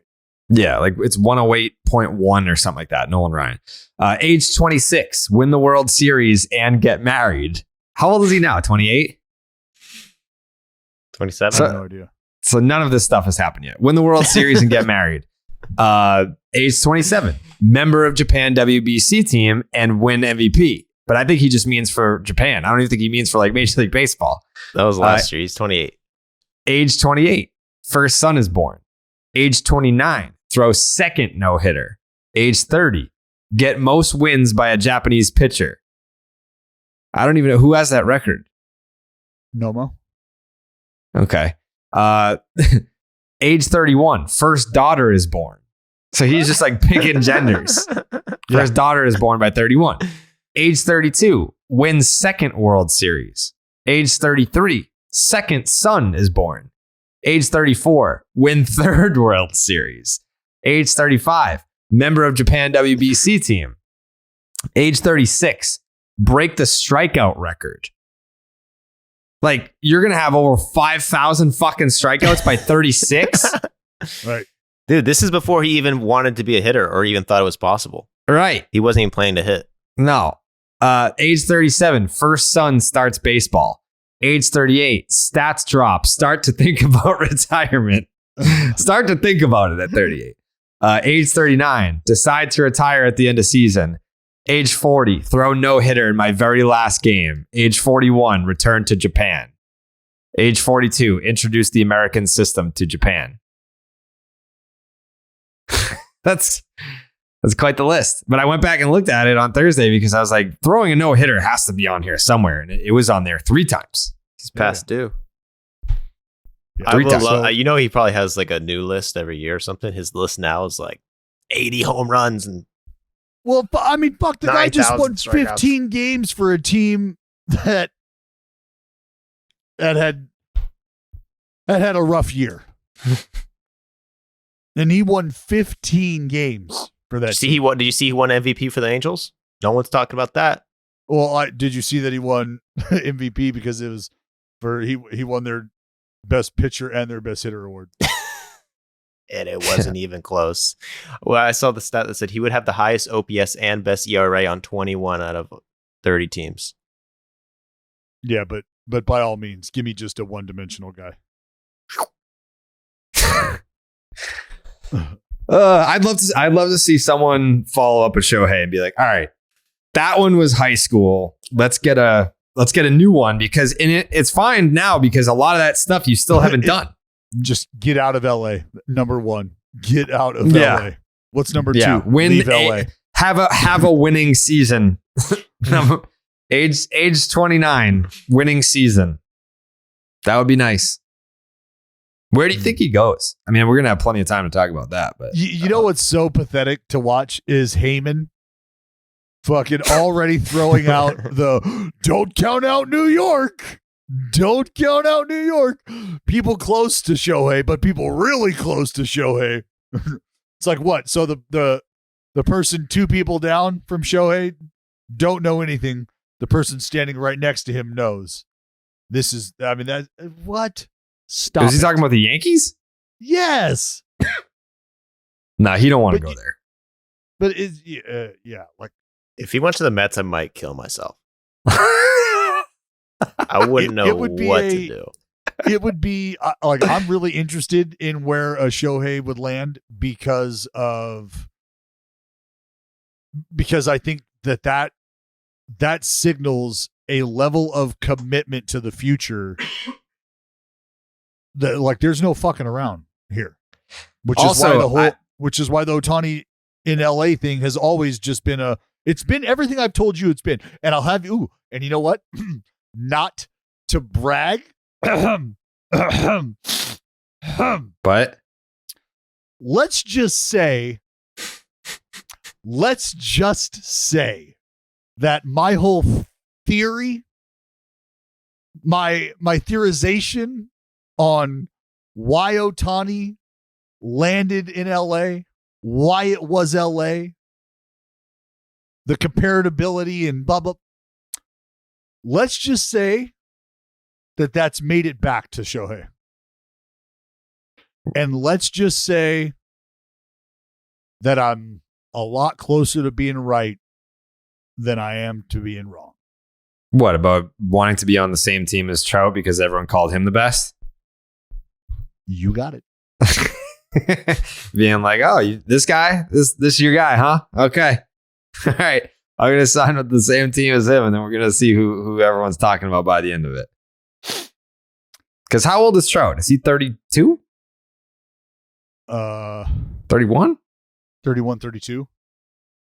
Mike Trout is we are 31. Starting he just turned 31 last month or in August. Yeah, I think the one thing too that I'm thinking about with the Shohei sweepstakes is he has to. Obviously, I don't know that he gives a fuck about his likability per se, but I think he is universally loved by all baseball fans because all baseball fans know that he's not a threat on the Angels. Like if he goes to a team that is just like the Dodgers, just a perennial postseason threat or a postseason player, I think there are going to be a lot of fans that are like, you know what? Actually, fuck this guy. Hell yeah. Well, they'll start to they stop marveling at him and they start to really like, because Shohei could, and it's I thought about this too, like the Jordan effect, right? Jordan prevented a lot of Hall of Famers from winning championships. And it's like, things would have been different if Jordan wasn't around. If Jordan wasn't around, things would like, and Ohtani could break your heart one day on the mound, break your heart the next day at the plate, and he could just become a real thorn in your side, like a real fucking problem.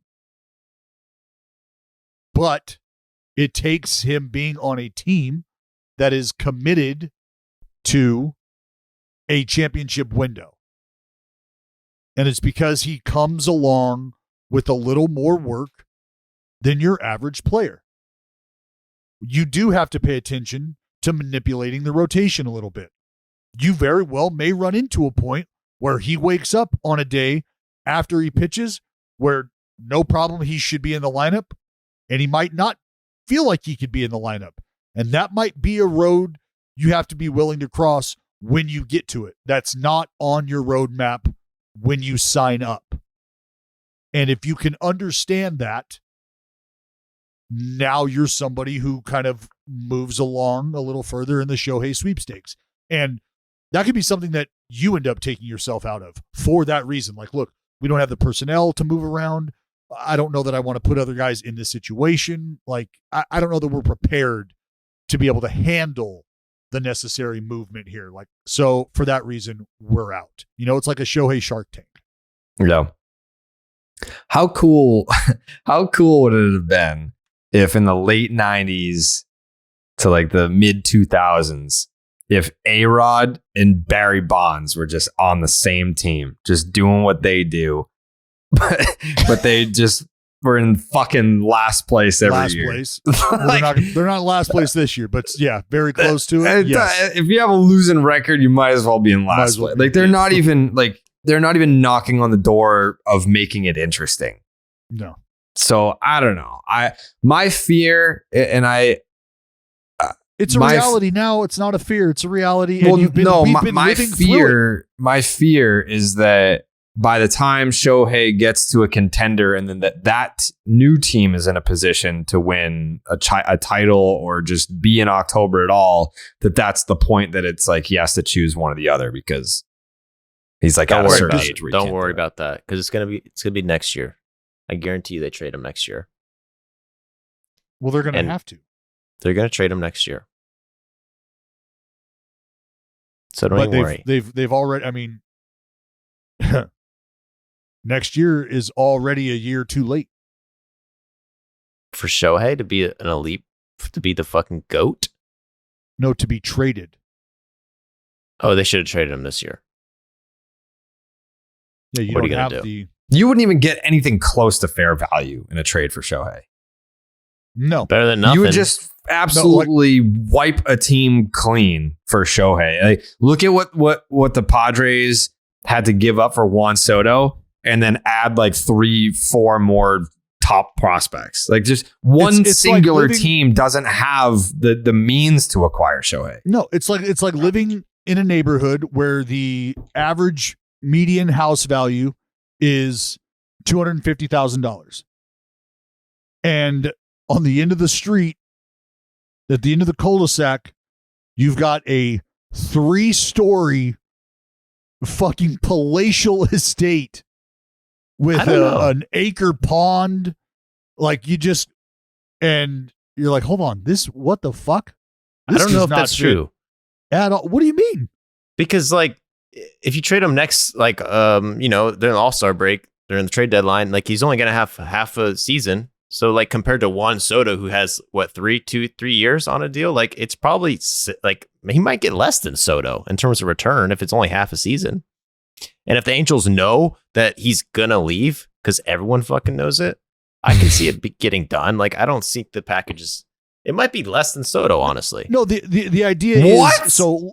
It's half a season. Soto is like 3 years. It was 2.5.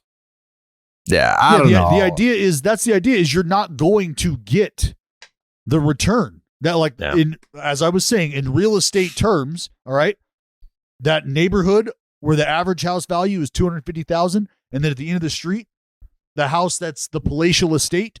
Should you go to try to resell that palatial estate, you're not going to get your money's worth. You're not going to be recouping the value. That's just because of where you live and what's around you. And that's what the Ohtani effect is going to be is, sorry, man, like you straight up, I don't know another way to say this to you. Hang with them. You're too good. You're too good. We're not going to be able to get what we deserve in return. So if we know that, now we just got to do the best job we can in identifying the guys we want in return. Yeah. Because you already feel like you're going to be settling, right?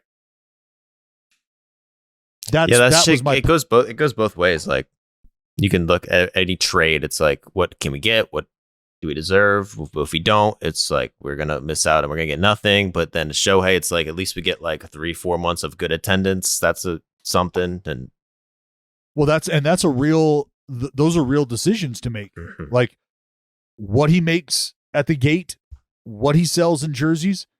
If that's gone from your revenue stream, you're gonna feel that impact. Yeah, I wonder how much the team sale. I don't wonder how that will affect that. Whether that's going to make it more likely for a trade. Majorly. Do you think it's going to make it more likely? That makes it way more likely that he wouldn't stay. But we're talking about a trade. A trade.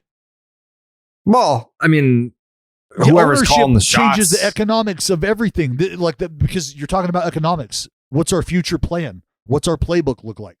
Are we pound the rock, and if 3 and out, or are we going to put some fucking weapons out there to stretch the field and go long? Like who are we? And that's exactly what a regime change does. Is that tells us we are going to continue to just run the wishbone. All right, we're going to be running this fucking triple option in an era where we are spreading the field. Well, a new regime could mean, no. We've got the mobile QB with an absolute fucking cannon. We're spreading the field. We're running nines. Let's go get this shit. That completely changes things. And that conversation could completely change whether or not Ohtani stays or not. Like, hey, bud, you're the guy. This is our game plan. This is where we're moving. We want you smack dab in the middle of this. And he could be fucking all in on that. Or he could go, I'm not here for this 3-year rebuild process. I'm sure that's going to be great. I'd like to be knocking on the door of October next year. Yeah. So for that reason, Shohei's out. I mean, he's probably going to the Dodgers. Like, let's be honest. They have the geographical preference. They have the money. Fucking star. Yeah, he would be a global superstar, even more so than he already is. They have the geographical location. They have the chance to win a World Series every year that he's there. And from what I've heard, like when they make a pitch to a player that they want, it beats the pitches of every other team. Like even the Yankees. Just ask Mookie. Right. Sorry. I meant Freddie. Mm-hmm. Oh, they can get Freddie Freeman to turn his back on Atlanta. Yeah. Mm-hmm. Fuck both of you. Yeah. That's just a team that when they want what they want, they get what they want. And they have a bunch of, well, I guess they wouldn't need to give up prospect. Or they maybe. They have a number one farm system with the best team. Why do you need a farm system anyway? You want a fucking Dustin May? Here, have him. Yeah. Are there already betting lines on Shohei's landing spot? Like, what are the odds right now, do you think? I doubt it. Oh, I don't think so. Predict that. I'm just wondering, like, if they don't have the team sold and you're trying to sell the Angels, like, would you want to trade him or would it make a difference? Does it make it more likely? I don't know. Like, it's just such that's, again, not to go back to a real estate example, but it's like, all right, you're going to buy this house and it's called with contingencies like that you're going to finish the pool project that's in the backyard. You got that fucking hole dug back there. And now I'm buying this place as is on the contingency or under the contingency that you will be finishing that pool. You're going to pay for the finished product there, not me. It's going to be something like that. Oh boy. Well, time will tell. But I know Shohei wants to be in the postseason, but if he's going to have to go there, he's going to have to buy a ticket just like everyone else. So I got to talk to you about our friends over at Game Time. October baseball is here. The crowds are buzzing, and thanks to Game Time, it's easier than ever to be there in person. I was talking to Jake the other day because we had our little watch party, and I was looking at concerts on the Game Time app, and I was like, fucking Post Malone is coming back already? Because the night that we had our watch party, like not this past Friday, but the Friday before, I was like, fuck, Post Malone is at the Garden in Boston. I guess he was supposed to do 2 dates, and he canceled one, so he's coming back. So I will be using the Game Time app to go see Post Malone in Boston. And also, I mean, I feel like Dallas is now uninvited, but if Joe plays his cards right, then we'll be in Seattle for the first home playoff game if and when the Mariners advance to get to that point. Or maybe, I don't know, how far out are they to get the top wildcard spot? Probably, let's see. Who? The Mariners. Not far. Yeah, they've got to be a 2.5. Like, yeah, they're 2.5. They have to win out, and the Blue Jays have to lose out, right? Yes. Yeah, that ain't happening. So they gotta advance. Anyways, regardless, we'll be using the Game Time app out in Seattle if and when that happens. Game Time is the fastest growing ticketing app that guarantees the lowest price on tickets to all your favorite sports, concerts, and shows. You can see the view from your seat in the app, which is great because a lot of apps don't do that. And I want to see, can I see the stage from here? Is there a pole in front of my face? Oh. You can see your view from inside the app, and checkout takes less than 60 seconds. Less than 30 seconds, actually. Download the Game Time app, create an account, and redeem your promo code ROCKET for $20 off your first purchase. Again, that is promo code ROCKET for $20 off your first purchase. Terms apply. Download Game Time. Last minute tickets, lowest price guaranteed. And trust me that those things help because I opted to not use them, and I took my wife to a show in Los Angeles, Little Mermaid, to the LA Symphony, played to the LA Symphony, and I shit you not, I was sitting directly behind a giant fucking concrete pillar where I had to sit just cast my head off to the side so I could see the stage. I was so fucking irate. My wife had a great seat. I couldn't see dick. I wanted to fucking go home 2 minutes into that thing. I spent the majority of the show up walking off to the side, just getting fucking baked, not happy about life at all. Just, I think I took 2 pisses in the porta potty within an hour. Didn't have to pee either time. Just in there raging mentally because I was behind this fucking podium. You can't see the violas. They don't sound the same. They don't sound as good. No, they didn't. And it was a great, the screen, I'm a big Sebastian guy. I love that cocky son of a bitch. He's just a shit talker. And fuck, man. It was a bad time. Can't beat the LA Symphony, truly. No. Yeah. Sorry you had that experience, man. You got to go back and see it another time. I'm telling you, man, they do it right. It's a good show. Sorry. Just had to get that out of the way. I don't want our listeners thinking that that's just a bullshit read. That's real. That's real. Don't fuck with your seats. Yeah, you gotta see that. Gotta get the view first. Speaking of getting something off your chest. Ooh. What? I fucking hate Roger Maris Jr. Oh my God. I'm glad that what? Jared's the one leading this charge. Before you go into this, all right? Yeah. Hand up. I tried. I fucking tried to defend this guy. I tried to get America to find a place in their heart to allow old Raj Jr. to exist, to be a part of what is going on. Because for me, it does still matter. And that's just me being the old baseball soul, I guess, when it comes to shit like that. Yeah. All of that being said, I am now firmly in the they ain't your fucking homers camp. And come on, man. Dude, you can't. And this has been the whole thing. And people have said this. I said this. We've said this a long time when it comes to comparing records and shit. If you're bitching about the acknowledgement of the record and it being clouded by PED usage and shit like that, then are we taking away all of the championships and all of the other accolades that were earned in an unlevel playing field when not everybody was allowed to play with everybody? Are we doing that? We're not doing that. Are we? Are we taking away all of the accomplishments that were achieved under the guise of greenies powered by methamphetamines? We're not doing that. Are we? Those all count. So what the fuck are we doing? And we've all known that it's been grandstanding, but damn it. Enough. Stop. Stop.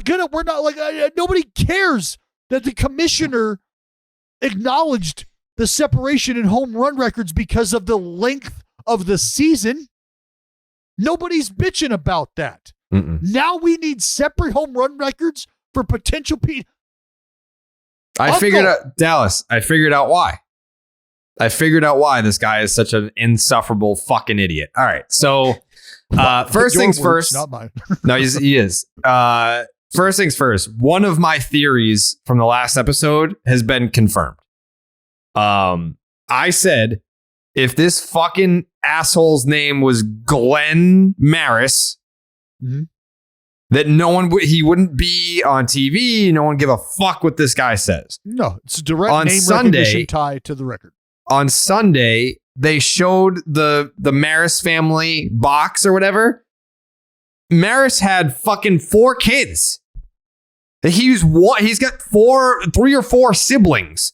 Yeah. Why don't we not hear from any of them? Because their names are not Roger Maris Jr. Mm-hmm. Their name, Roger Maris had the record. He named a kid after himself. He had several other kids. We don't have to hear what their shitty opinions are because their name isn't Roger. This guy's name is Roger, so now everyone's like, well, what does Roger Maris Jr. think? Who fucking cares what Roger Maris Jr. thinks? So that confirms that. If he is named Glenn or Harry or whatever, he's not on TV. He's not in all these fucking pictures. He's not waiting for Aaron Judge after 60. Why the fuck does Aaron Judge have to hang out with you? Because Roger Maris fucked your mom. That's why. That's why you get to meet Aaron Judge. No, you didn't do anything. You didn't accomplish anything. Harry Maris. Oh, Harry Maris. So this asshole and the biggest thing. Leave his mother out of this, Jared. Come on, man. No, that's just a fact. That's just a fact. That's a fact. That does have something to do with it. Here's the other thing that has to do with it and why he's such a sourpuss and why he's trying to just punish us with his presence in the media. Roger Maris Jr., because he's so irrelevant and didn't accomplish anything in his actual life, he is the founder and president of 61 Outfitters. He made 61 a brand. So that's why he doesn't want Aaron Judge to break the record, which, by the way, isn't even the real record. Like, people, if people want to support Roger Maris, they can still wear 61 fucking t-shirts or whatever they want. That's fine. It's not the record. It hasn't been for 2 decades. There's a movie about it, Jared. There's a movie about it. It's a great movie. I love the movie. It's a good movie. But he has a whole apparel brand based around 61. So what happens now? I mean, Aaron Judge hasn't fucking hit another home run, so it might just be like Aaron Judge might be able to sue him. Is everything going to be half off when Judge hits 62? He goes from selling pants to shorts. I don't know. What it is. This is his last. This is his last chance to capitalize. It's like, let's sell as many 61 fucking hats means as we can. nothing if Judge hits another one. So I'm glad that people are joining me. Like, I'm not just like the only person screaming into the wind being like, why doesn't anyone see that this guy sucks? A lot of people know that this guy sucks. He tweeted yesterday, baseball should consider making 2 separate home run records, PED home runs and home runs. Baseball's commissioner established separate home run records in 1961. Babe Ruth was credited as the home run king with 60. Roger Maris was credited for his 61 separately under 162 games. And I just quote tweeted it and I said, shut the fuck up. Well, so and it is currently at 15,000 likes. That tweet. 15,000. You know how many people on baseball Twitter want this guy to shut the fuck up? That's why he's bitter.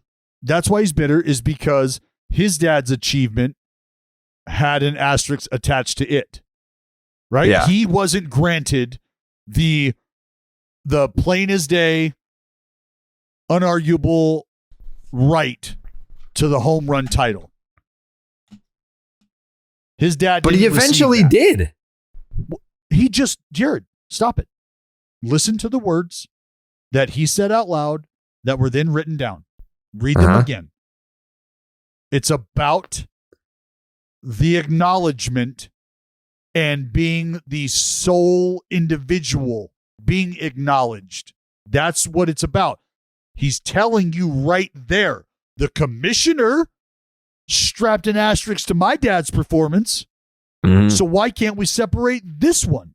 That's what he's saying.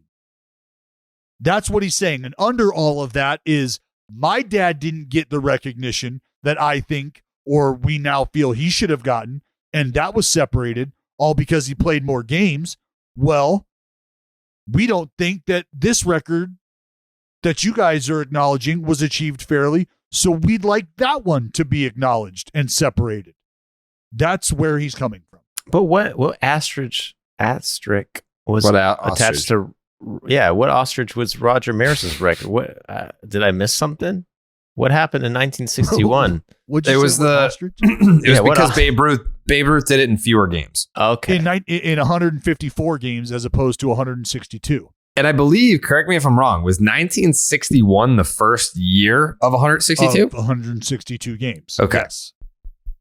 So that's why it was like it was still fresh. People were like, back in my day, we didn't play 162. This 162 bullshit.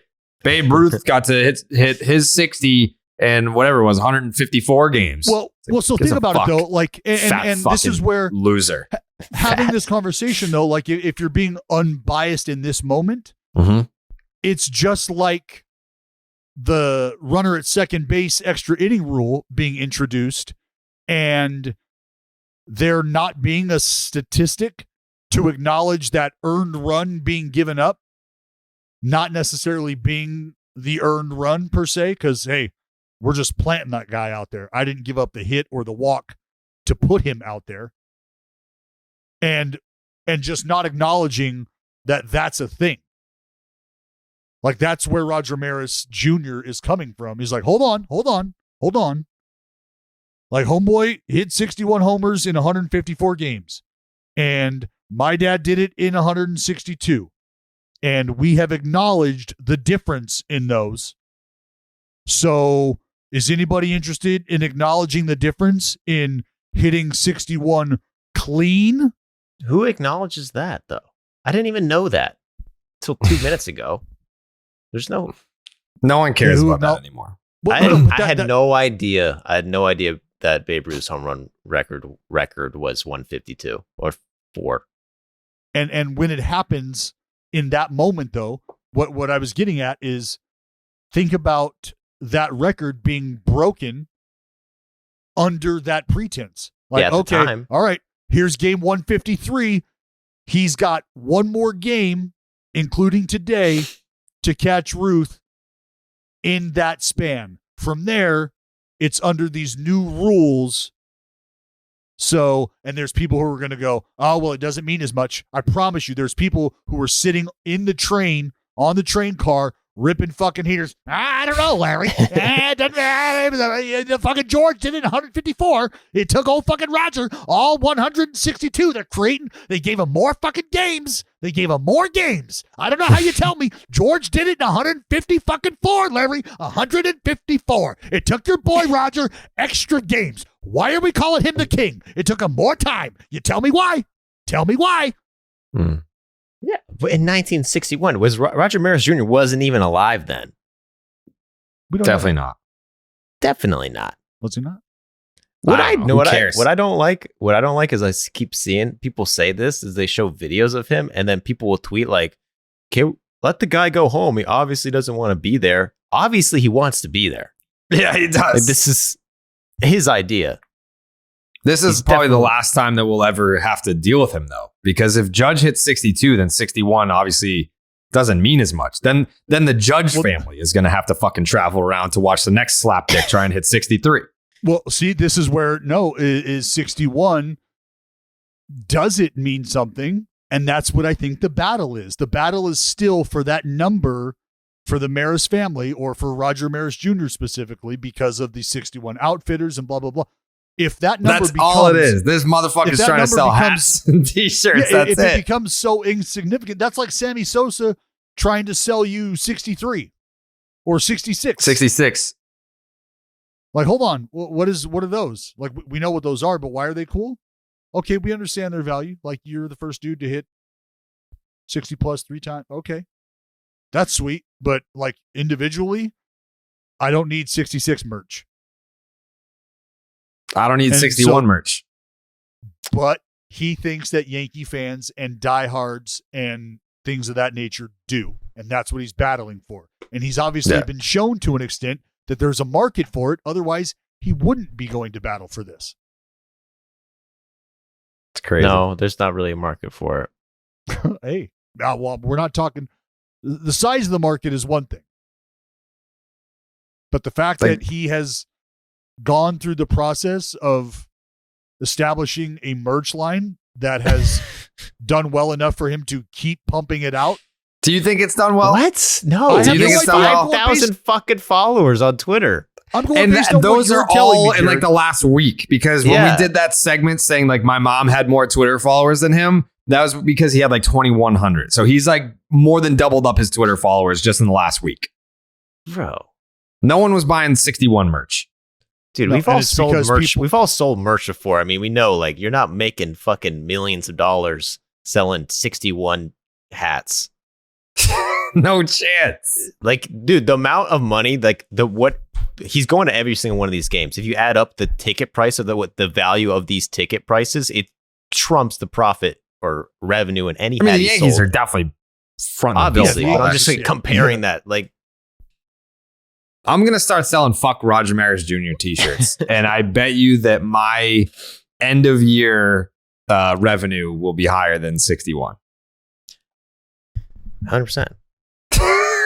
This guy, every time I see his face, it just makes me so goddamn mad. It really does. Because I'm just glad that everyone else is seeing through it too. I saw it immediately. That first night, I think it was that 4-game series between the Red Sox and the Yankees, where Judge hit that ball to center field that everyone thought was a home run. That was my first reintroduction to Roger Maris Jr. for the first time since the 90s, like when Big Mac was chasing down the record. And then that night was when they interviewed him and they asked him like, hey, you excited? And he was just like, not, it's bittersweet. Like it's, mixed emotions. It's like, I'm excited for Aaron Judge because, that's cool. Like he's a Yankee. Dad would have loved Aaron Judge. He plays the game the right way. Dad would have loved him. So say my dad. He's not our dad. He's your fucking dad. Stop saying dad. That's weird. Dad would have loved him. Yeah. You can say that to your sister. Jared, Don't say that to fucking Ken Rosenthal. He's not Ken Rosenthal's dad. No. He's your home run record hitting dad. No, he's That's who not. he is to you. Yes, No, he is. 7th place. He's your Until Aaron 7th place Judge, poppy. until this week when Aaron Judge breaks it, Yeah. we got a new That's dad. it. But for now, We had a new dad. As of right now, he's your 61 daddy. Know No. that. Just know that. imagine if he started calling Aaron Judge dad. He Yeah. hit 62. No, you're my dad now. 62. Oh man, that fucking loser. I can't. Well, I'm just Hey, like oh, what? God. No, I was going to change the subject from fucking Roger Maris Jr. No, I'm not done. There are people, and I wanted to address this. The people that think that I would change my tone if it were Rafael Devers going for 61 or 62, you're wrong. Like the people that are like, you only recognize Barry Bonds as the home run king because Maris and Judge are Yankees. Wrong. That's just not true. Like Barry Bonds is the home run king because he hit the most home runs. I've never, regardless of who it was, because we've talked about Hall of Fame ballots on this show before.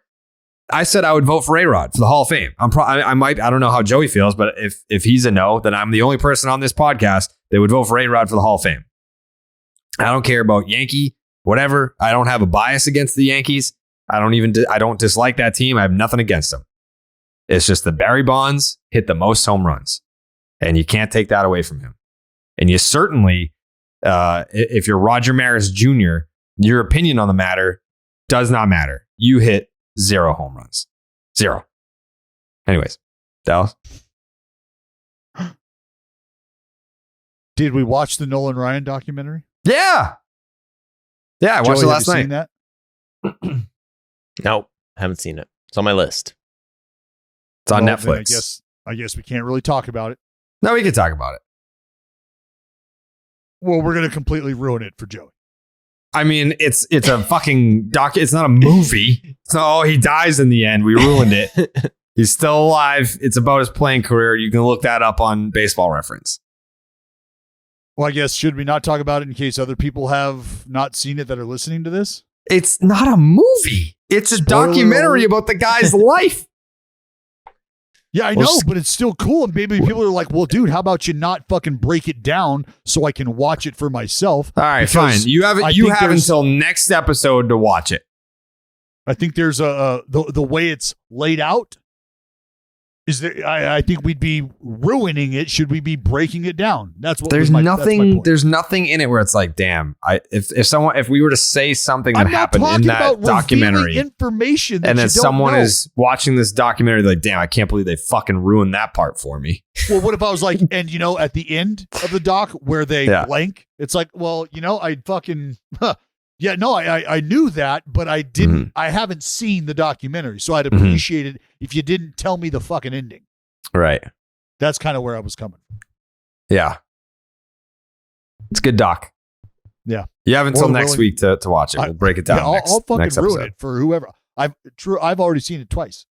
Really? Yeah, he's a big Nolan Ryan guy. Watch that shit. Actually, it might have been 3 times now because I watched it last night when I got home. When I got to my buddy's house, we fucking threw it on because I was like, dude, have you seen the Nolan doc? We should. Mm. And he was It is fucking really good. he's blown away. Blown away. I'm probably not the dude to watch that with either because I was like, well, and then the fucking documentary is like, boom, boom, boom, boom, boom. And I was like, see, fucking see. Yeah, it's fucking, it's awesome. Hmm. It's awesome. God, All right. what a fucking. They What don't a make them like savage. they don't make them like they used to. No, No, they don't. Joe, they sure fucking don't, buddy. No, they don't. My God. Yeah. So if you have not watched that, please. Yes, Jared, you have until next episode. Next episode. Next episode. That's all you got. Then we can break it down. And then I'll watch it again. I probably will. What fucking day is today? Today is Monday. It ends in Y. You got time. Yeah. Yeah, I'll watch it again. It's worth a second watch. That's not just like a weird Dallas thing. I actually would watch it again. So we'll see. We'll also Win Reality. I'm going to talk to you about Win Reality, the VR baseball training application available on the MetaQuest 2 that gives players access to unlimited game speed reps no matter where they are. You could even use your own bat. I got to get on that. I keep talking about buying that black plastic baseball bat that looks like a real baseball bat because I want to keep my bat speed. But I got to get the bat because just using the sticks was not like you got like one hand on it. You kind of have like a little bit. It's just, it doesn't feel as natural. But I do have the bat attachment. It kind of almost like it looks like a holster. You wrap it around the bat, and then you can use the bat with the VR. So the Win Reality pitcher library consists of 600 plus pitchers from 8 and under to pro. From the release, the spin, to the speed, hitters get a chance to study every pitch that they hit in the real game. Win Reality. Who the fuck's typing? Jake, stop, please. Thank you, Jake. Is it Jake? Yeah. No, it's Joey. What the fuck are you talking about? Win Reality gives players of all levels a variety of workouts that are focused on pitch recognition, timing, and decision making. Win Reality is used by a majority. See, someone complained about this part of the read, and I agree. It says Win Reality is used by a majority of MLB teams, including NL MVP frontrunner Paul Goldschmidt. Paul Goldschmidt is not an MLB team. He's an MLB player. So it should say Win Reality is used by a majority of MLB teams, including the Cardinals, NL MVP frontrunner Paul Goldschmidt. The fighting also Goldschmidts. The Paul Goldschmidts. It's also used by hundreds of colleges across the nation. Hitters love it. Coaches rave about it. Parents love what it has done for players' enjoyment of baseball. Win Reality isn't a game. It's a revolutionary tool that improves hitting in the real game of baseball in season, off season, and in any weather. Hitters can see increased confidence and improvement at the plate. Win Reality allows players to train anywhere, anytime against game speed pitches with their coaches, teammates, things that they cannot replicate at practice. Train in here, improve their game out there. Players who train with Win Reality acquire skills 7 times faster than traditional training methods. And here's what you got to do if you want to get your hands on this. Head to Win Reality, winreality.com/dead to sign up today. That is winreality.com/dead. Carrabis.com/dude. I mentioned it earlier. The Carlos Correa thing was pretty, I don't even know what the adjective would be. Eye-opening, entertaining. It was fun. It did tickle me a little bit. But I also just respect the hell out of his brutal honesty when asked about. Be the product. Right. Like, I wish more players would be this open and honest. And he can do this because he's not homegrown Minnesota Twins. He's only been there for a year. He doesn't owe them shit. They don't know him anything. He doesn't owe them anything. This was a business decision to come to Minnesota. So here's what he had to say about it. I go to the mall and I go to the Dior store and I want something, I get it. I ask how much it costs and I buy it. So if you really want something, you just go get it. So, yeah, I mean, I'm the product here, and if they want my product, they just gotta come get it. Damn. Why is that? Look, I understand. There's nothing wrong with it. It's just we're not used to that much blunt honesty. But it's real, and I'm tired of living in a world where a guy being that forward and that open is perceived as classless or unprofessional. Who said that? Or what? I'm not saying that anybody has said that. I'm saying people tend to trend in that direction. Like, oh, does this guy not, like, can he not be a pro? Like, there's certain ways you can say things, and it's like, no, you know what? There's certain ways you might want to hear things talked about, and that's very different from how people process things. And just because it's not coming across the way you hear it or might want it to be heard, and that's like the shock factor. Like, oh my God, like you just said it right now. Like, people aren't used to him being this blunt. People aren't used to like professional athletes being that blunt. It's honest. It's the absolute truth. What it is he's boiled it down for you to its simplest and purest form.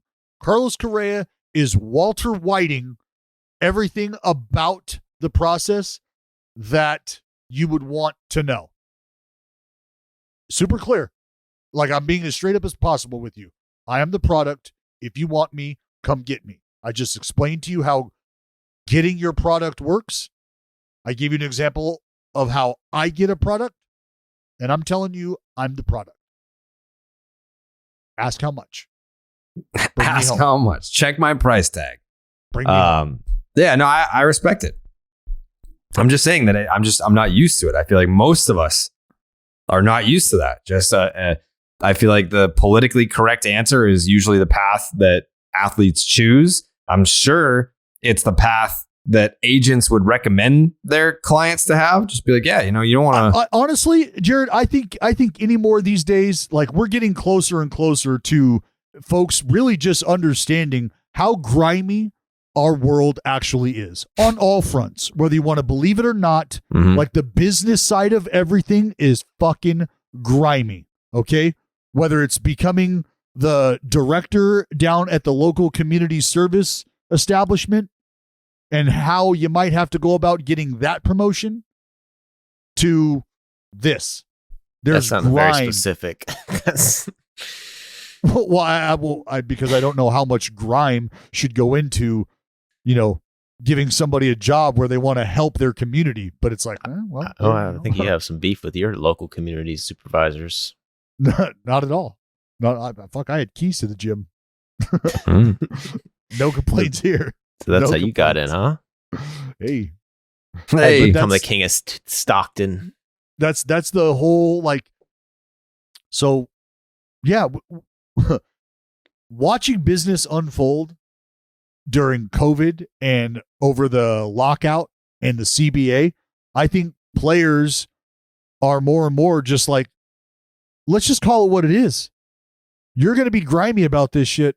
So will I. I'm just going to boil it down straight up. Like, I'm not going to give you the spoon-fed, politically correct answer when it doesn't matter if I give you that answer or not, because you're still going to have to pay me. Whether I'm nice about it or not. Whether I try to fluff it or not. So I'm done fluffing it. I'm the product. Come and get it. It's also so on brand for Carlos Correa to say that. Yeah, Just I mean, playing the it fucking is. the villain. It is. I love it. I love It that. is very on brand. he is a fucking It's- asshole, but it's, it's okay. It's like it's Reggie Jackson ish, isn't it? Like I'm the And fucking straw. Yes. I'm the straw that stirs the drink. All right, let's not fucking get it twisted here. Like, I know you're hearing music and lights and shit. Like I get it. You're excited, but you got a drink in your hand. I get it. wanna You're know- excited. You want to know who I am? I'm that fucking straw that stirs that drink. And we're Yeah, all gonna we're look all- back on like Carlos Correa's career, like, what? He played For the Twins. what? Minnesota? What? Well, I mean, think of it. There's what a great contract for a player. Yeah. You over the next 3 years, you're guaranteed to make $100 million, or you could opt out at any point in time and make $100+ million. Yeah, and it's I also feel not like, like that's a win-win. No, yeah, it's not like the Twins ripped off the Twins. Like they're like, fuck, it's not like they really lost No. anything by signing that deal. It's a win-win. Right now, both he's sides. by wins above replacement. He's having his 4th best season, which doesn't seem like it's the case based on like the surface level. Not like he's in 289, 365 on base, 467 slug, which is kind of similar to last year when he was 5th in MVP and he was an All-Star and won a Gold Glove. 832 OPS, an OPS plus that I believe would be the 2nd best of his career. 138 OPS plus. Yeah.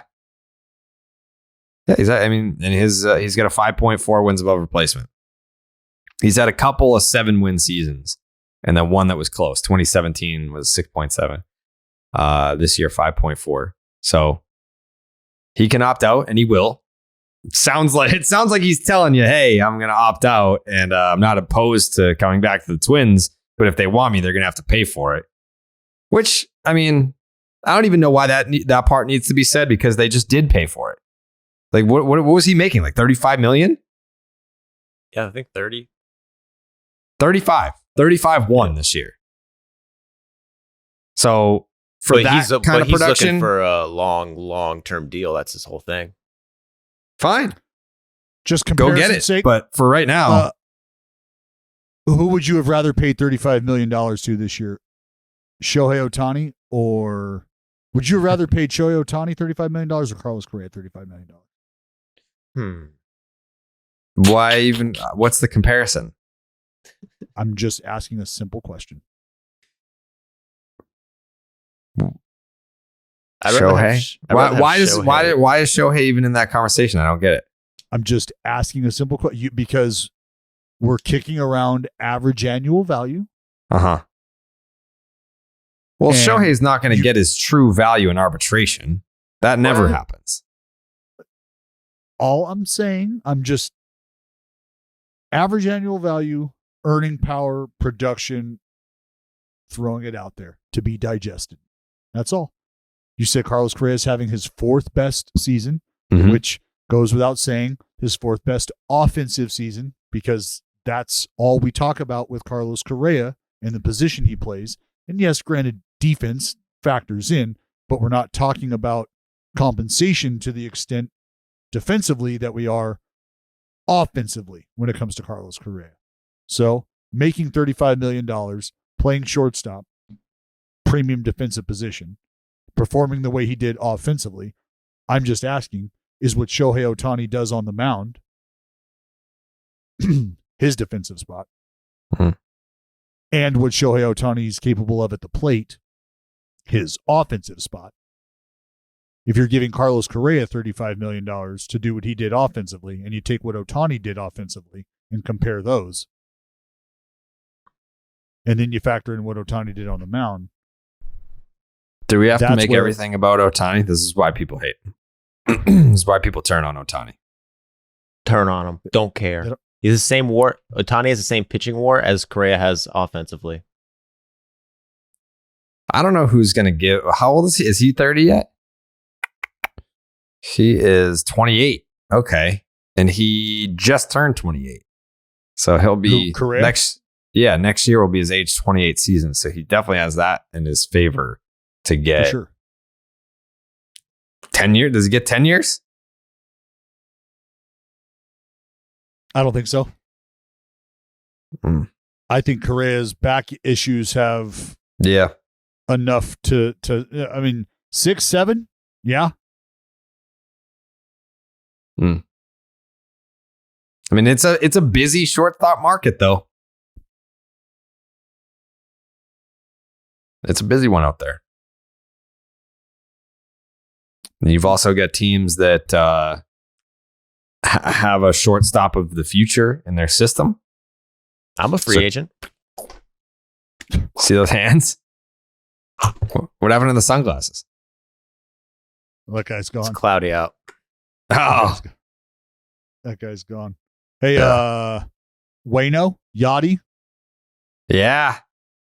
Nice little send off. I mean, the Cardinals always do it right. Albert? Some of their shit reminds me of like Texas A&M. Their culty shit that they do. Like the whole the team watches the opening day starter warm up their first spring training start. That's what it is, right? Yeah. Oh, is it only their spring training start? I think so, right? Well, but that's not just one team. Like there's a lot of teams that do that where they're starting. I've only seen the Cardinals do that. The whole team is just congregating behind the mound as the opening day starter warms up. That is very. Who else does during that? the regular season or in spring training? Spring training. So who else does that? What you're seeing are guys that are there that are backing up from the minor leagues, watching him prepare. No, it's a tradition. It's like a Cardinals tradition. The whole team forms a huddle directly behind the starting, whoever the opening day, once the opening day starter gets named and he's warming up for a spring training start, the outfielders, the infielders, everyone forms a crowd around the mound and they watch him warm up. That's like a Cardinals thing. Oh, I didn't. I've never seen that happen. Yeah. Very coordinated. With the Cardinals or else. That's like a Cardinals tradition. And they got to wear the socks. Yeah. Yeah, I don't know. Fine.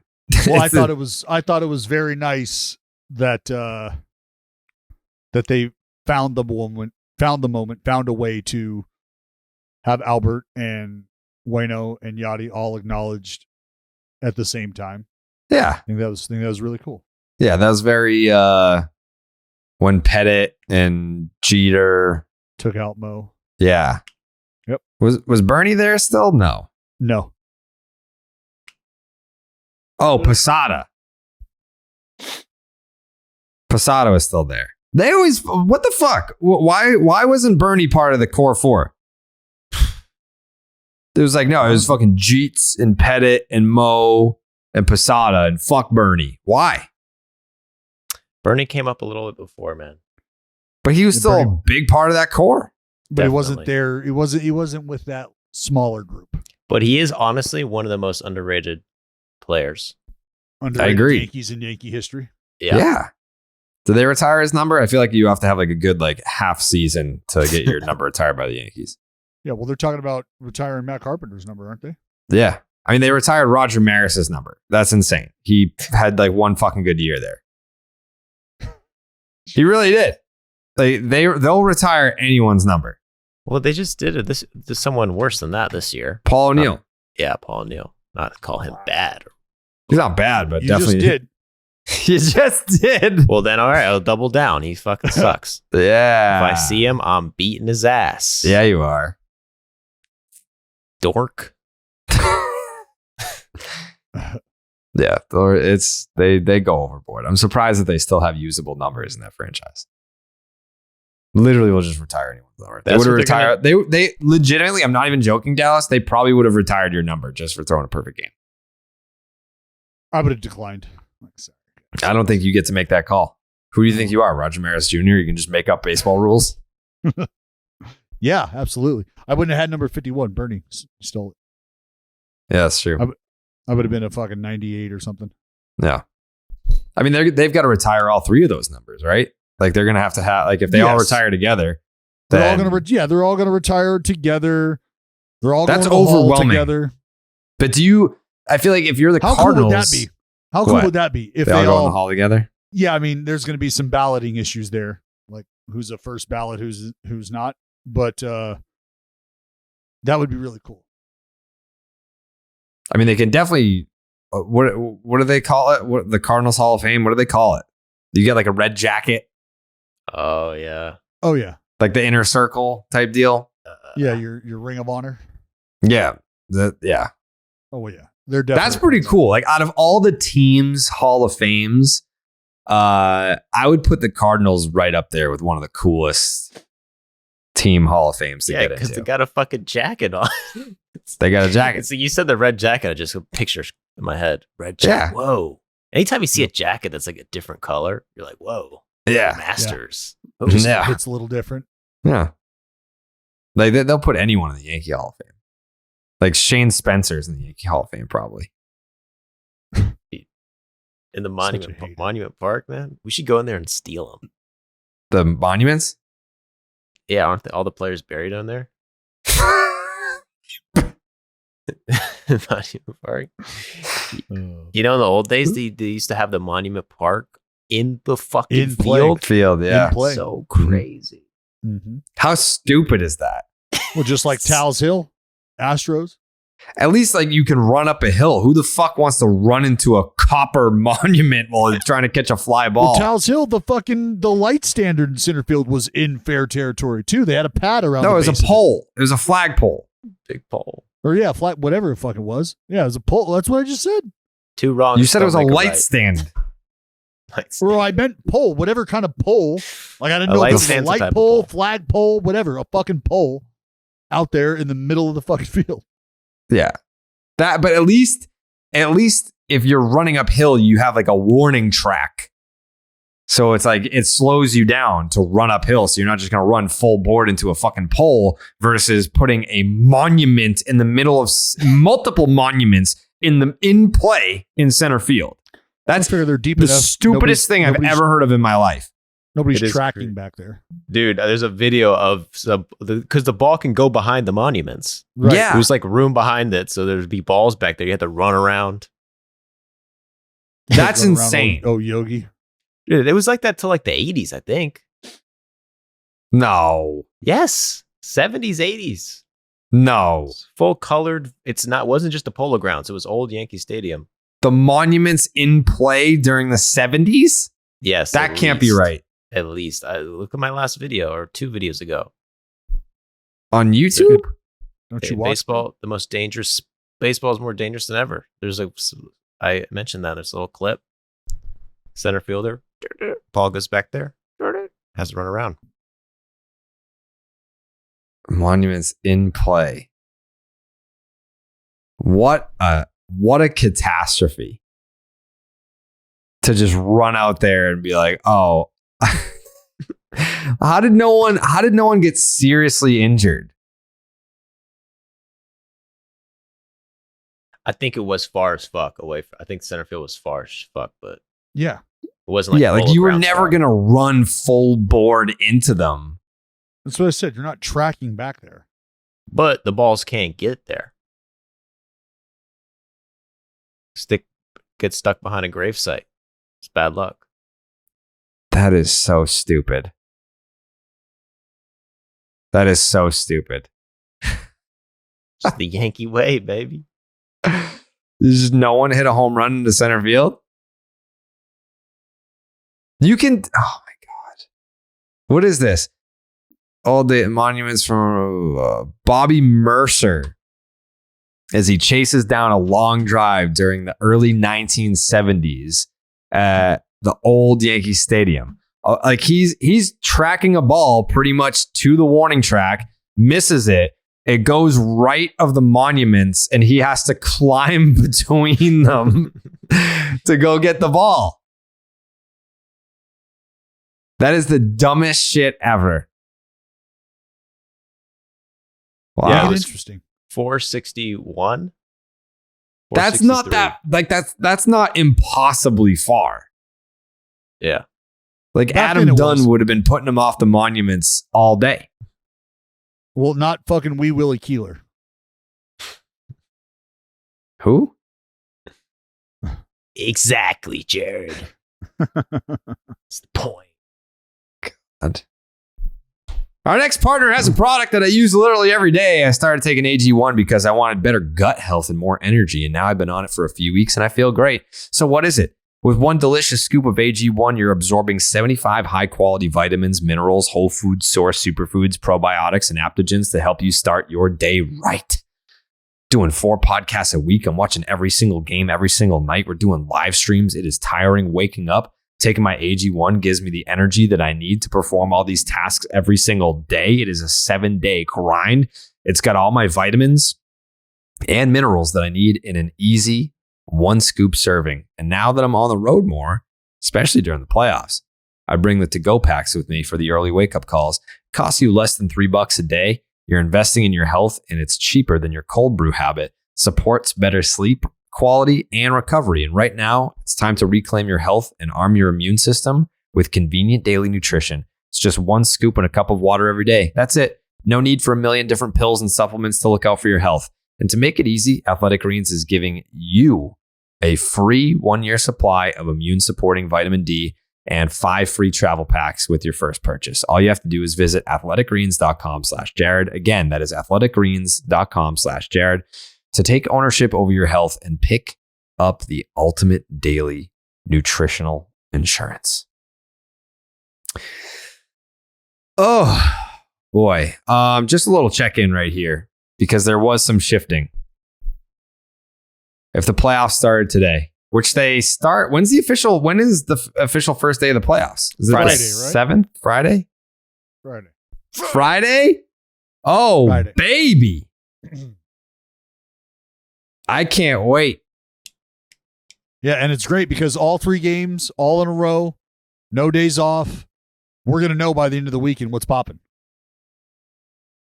The 7th. All right. That's it. If coming into play on Monday, you have on the American League side of things, the number 6 seed Tampa Bay Rays versus the Cleveland Guardians, the AL Central champs. Winner of that would face the Yankees. Then you have the number 5 seed Seattle Mariners, our Seattle Mariners, America's team, number 5. Yours. Our Seattle Mariners, America's team, number 5, going up against the Toronto Blue Jays. That series would take place in Toronto. The winner of that would face the Houston Astros, the number 1 seed in the American League. Over on the National League side of things, the number 6 seed Philadelphia Phillies, who still have not was their magic number 1? It's got to be. It's 1. Yeah. Magic number 1, Philadelphia Phillies. So any combination of Phillies just have to win 1 game, or the Brewers have to lose 1 game. Doesn't matter which one. Doesn't have to be a combo of either. Versus the St. Louis Cardinals, the number 3 seed, the NL Central champs. The winner of that would face the Atlanta Braves, who are in first place in the NL East coming into play today. Their magic number 1 to clinch the division. Then you have the number 5 seed San Diego Padres versus the New York Mets, the number 4 seed. The number 4 seed New York Mets. That they have a worse. Wait, what? They have a worse.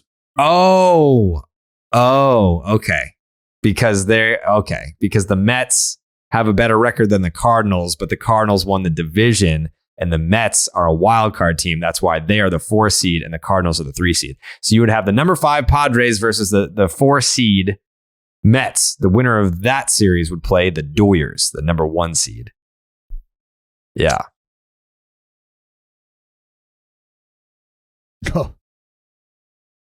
What do you got, sunglasses? It's going to be tough path for everybody involved.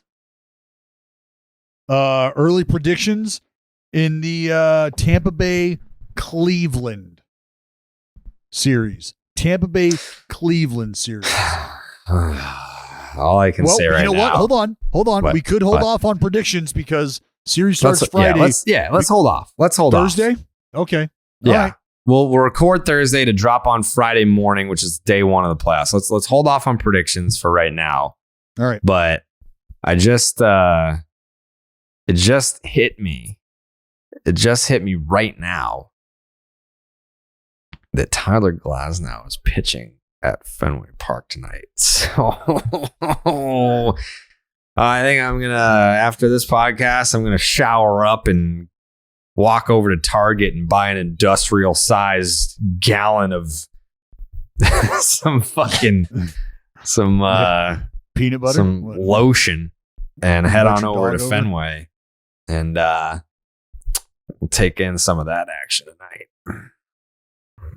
Well, I hope he performs well. There's a good chance he will. I think he will, yeah. You think he's going to be a starter in the playoffs? They're going to keep. I guess he's still on the pitch count. Yeah, I don't know what they're trying to get him to tonight. This is his first start, right? He's pitched, but it was like a relief appearance.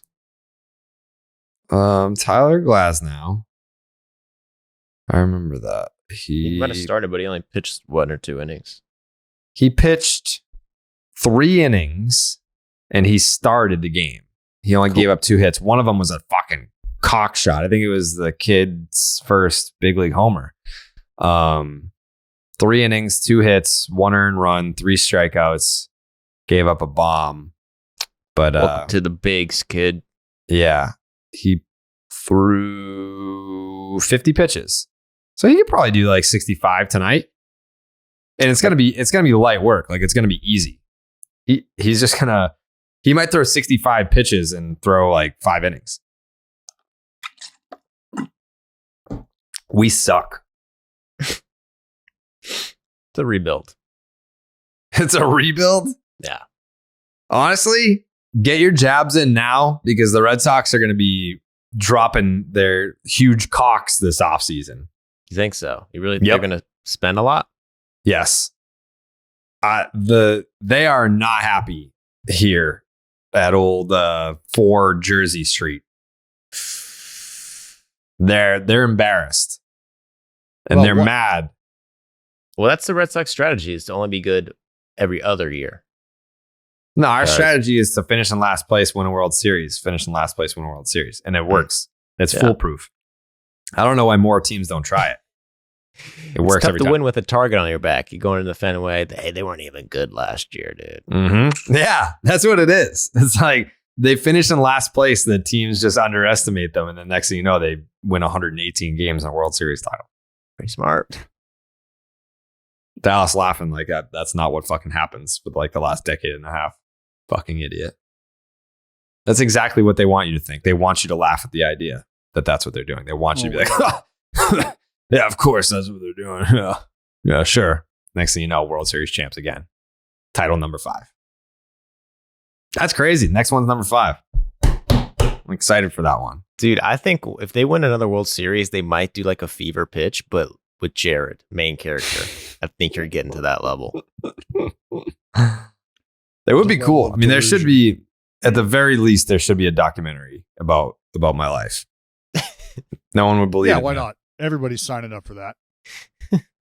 I mean, if they knew the real story,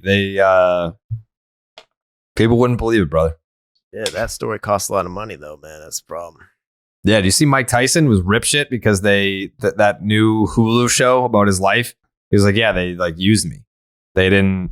I didn't see a dime from that. Like, I wasn't consulted about it. They just like, how do you make a show about Mike Tyson's life and then not consult him or like cut him off or break him off a piece? Sounds like my whole YouTube channel, actually.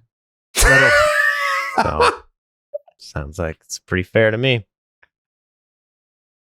Don't hate it. It is very funny to just be scrolling TikTok and then all of a sudden you hear fucking Joey's voice and you look at the like who posted it. And I was like, that's not his account. I love those guys though. They should keep posting those. Get it out. What do you think that other people ripping you off and posting your videos to TikTok has got people back to your channel somehow? Yeah, definitely. Yeah, you know, more eyes. Those people watching that on TikTok probably would never ever see my videos in the first place. It's like a free advertisement, and they get a shit ton of views. It's crazy. All right, I gotta go. I just got a text. What was the text? Well, I'm in Stockton, and I'm gonna have to go over to my house. The fuck does that mean? Well, there's somebody wandering around in the front of the area, front of the house. So then go. Well, I'm asking what else are we going to do because I'm going to have to get off the phone quickly here or get off the fucking thing quickly. Go. Here. We're good. You go save the world. Jesus Christ. Get the fuck out of here. Goodbye, Dallas. We go. Just some Stockton shit to take care of. Yeah.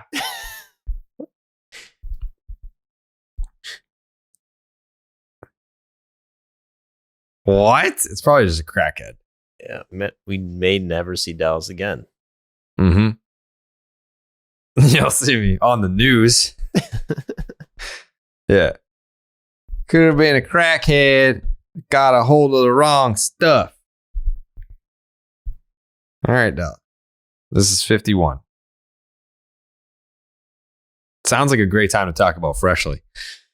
Getting back into your normal routine feels great. Managing meal prep on top of all the end of year summer hustle, not so much. Skip all the mealtime stress with Freshly. Freshly's got lunch and dinner covered with fresh made meals delivered right to your door. And right now, for a limited time, you can unlock exclusive end of summer savings and get $125 off across your first 5 orders. That's a pretty good deal. Jake, I know, is a big Freshly guy. We can't see Jake, but Jake, you're probably eating Freshly right now, right? If you can hear this. Yeah, he's eating Freshly. You can always tell with Jake. It's like he'll shut his camera off and like, Jake, just if you want to eat Freshly, just let us know. Like, it's not a big deal. Like, we get it. It's very delicious and it's affordable and it's super easy to make. Get delicious for nutritious prepared meals delivered right to your door. Fresh, not frozen, and ready to enjoy in just 3 minutes. No cooking, no dishes, no trips to the store. Freshly fits your lifestyle with plans tailored to every dietary preference. Choose from their signature collection or try their many gluten-free, dairy-free, plant-based, carb-smart, and calorie-conscious menus. Always perfectly portioned, whether you're shopping for one or for the whole family. Skip the grocery shopping and dirty dishes without relying on frozen dinners or takeout. Meals arrive cooked fresh every week, so there's always something new to try. And now you can try Freshly and lock in huge savings across your first 5 orders. Take advantage of Freshly's end of summer sale and score a special deal. This actually is a really good deal, so listen up. It's $125 off your first 5 orders. $125 off. That's a lot of money off your first 5 orders at freshly.com/Jared, Jared. When you order today, that is freshly.com/Jared, freshly.com/Jared for $125 off your first 5 orders. I just want to check in on the playoff odds before we get out of here. Who do you think has the number one best odds? This is via Fangraphs. Who has the best odds to win the World Series right now? Astros. It is the Astros. Easily. I feel like you probably looked, though. Did you cheat? No, but it's obvious just because American League is so much easier. Do you think the American League is easier? Yeah. Who'd you rather play? The Dodgers, Mets, or the Braves, or the Yankees? You're right. Who do you think has the second best odds? Dodgers. Who do you think has the third best odds? Braves. Who do you think has the fourth best odds?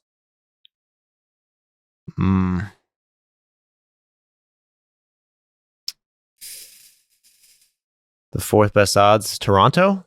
The Mets. Mets. Those makes sense. Mets. Then who? Toronto? Yankees. Toronto. Padres. And Blue Jays? Toronto. There you go. So that tells you all you need to fucking know. If you're listening to this right now, the Toronto Blue Jays, best value in the field. If you're putting a bet down, it's the Toronto Blue Jays. And I'm not giving betting advice. You give great betting advice. I actually am. That's not an investment. I'm fucking telling you right now. Astros, Dodgers, Braves, Mets, Yankees, Padres, Blue Jays, Phillies, Rays, Mariners at 10. The Cardinals, the disrespect. Damn. Cardinals, 11th. Really? 11th. 3.1% chance to win the World Series. And then the Guardians at number 12, which is understandable. I mean, they're pesky. They've got the it factor. They want it. They've got the compete level at 10. They have just two nailers. They have 2 nailers now. They have 2 nailers. But they're just not as good. They're just not as good. 2 nailers, though. I mean, fuck. They could make up for a lot. I mean, fuck. Just 2 absolutely crazy people just running around fucking screaming. Right. Did I not? What? The fucking... I did not realize this. The Braves have won 100 games. Yeah, easily. Easily. Barely had to try. I mean, and look at our record in April and May. Just... The Braves have won 100 games. The first Braves team to win 100 games since 2003. 2003.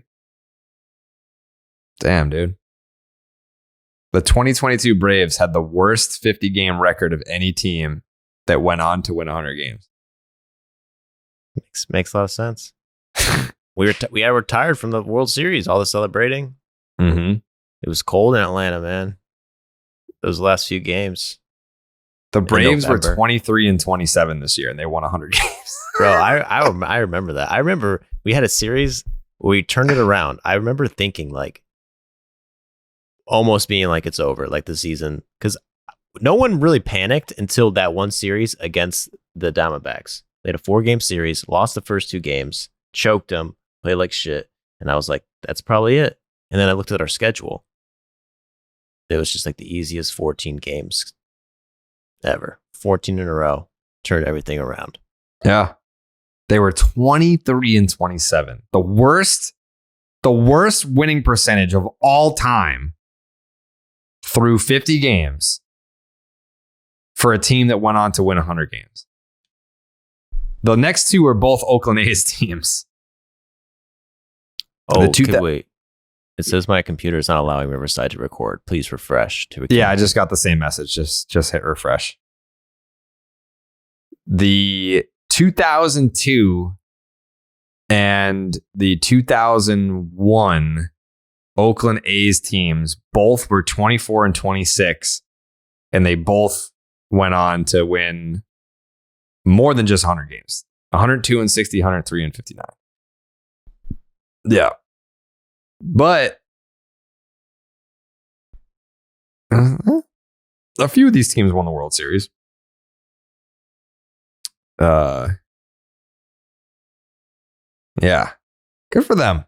Good for the Braves. Good for the Braves. This is a big Braves heavy podcast. Very happy for them. Very happy that they were able to dig out of their 23-27 hole and end up with 100 victories. Yeah, when they had the record on May 31st, 23-27, they had a worse record than the Diamondbacks, worse record than the White Sox, worse record than the Angels and the Rangers. I feel like now people point to the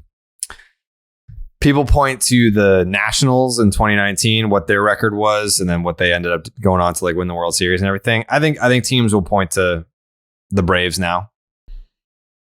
They won it all. 50 games is a pretty 50 games is more than, because I think the Nationals when they had a losing record, it was much less than 50 games, right? But it was exactly 50. It was 19-31. I'm almost positive. So even worse, 19-31. Interesting. Well, Atlanta Braves. What a team. The Dodgers. Never doubt. Yeah, never doubt. They'd still be 10 games back of the Dodgers, though. Imagine finishing 23 games back of first place and still making the playoffs. Because that's what the Padres did. They're what?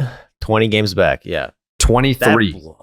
That blows my mind. The Braves are 10 games back of the Dodgers. 10 games back of the Dodgers.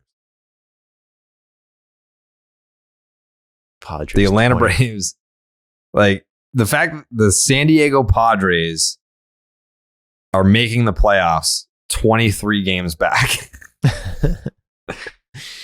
Hey, but don't sleep on the dads.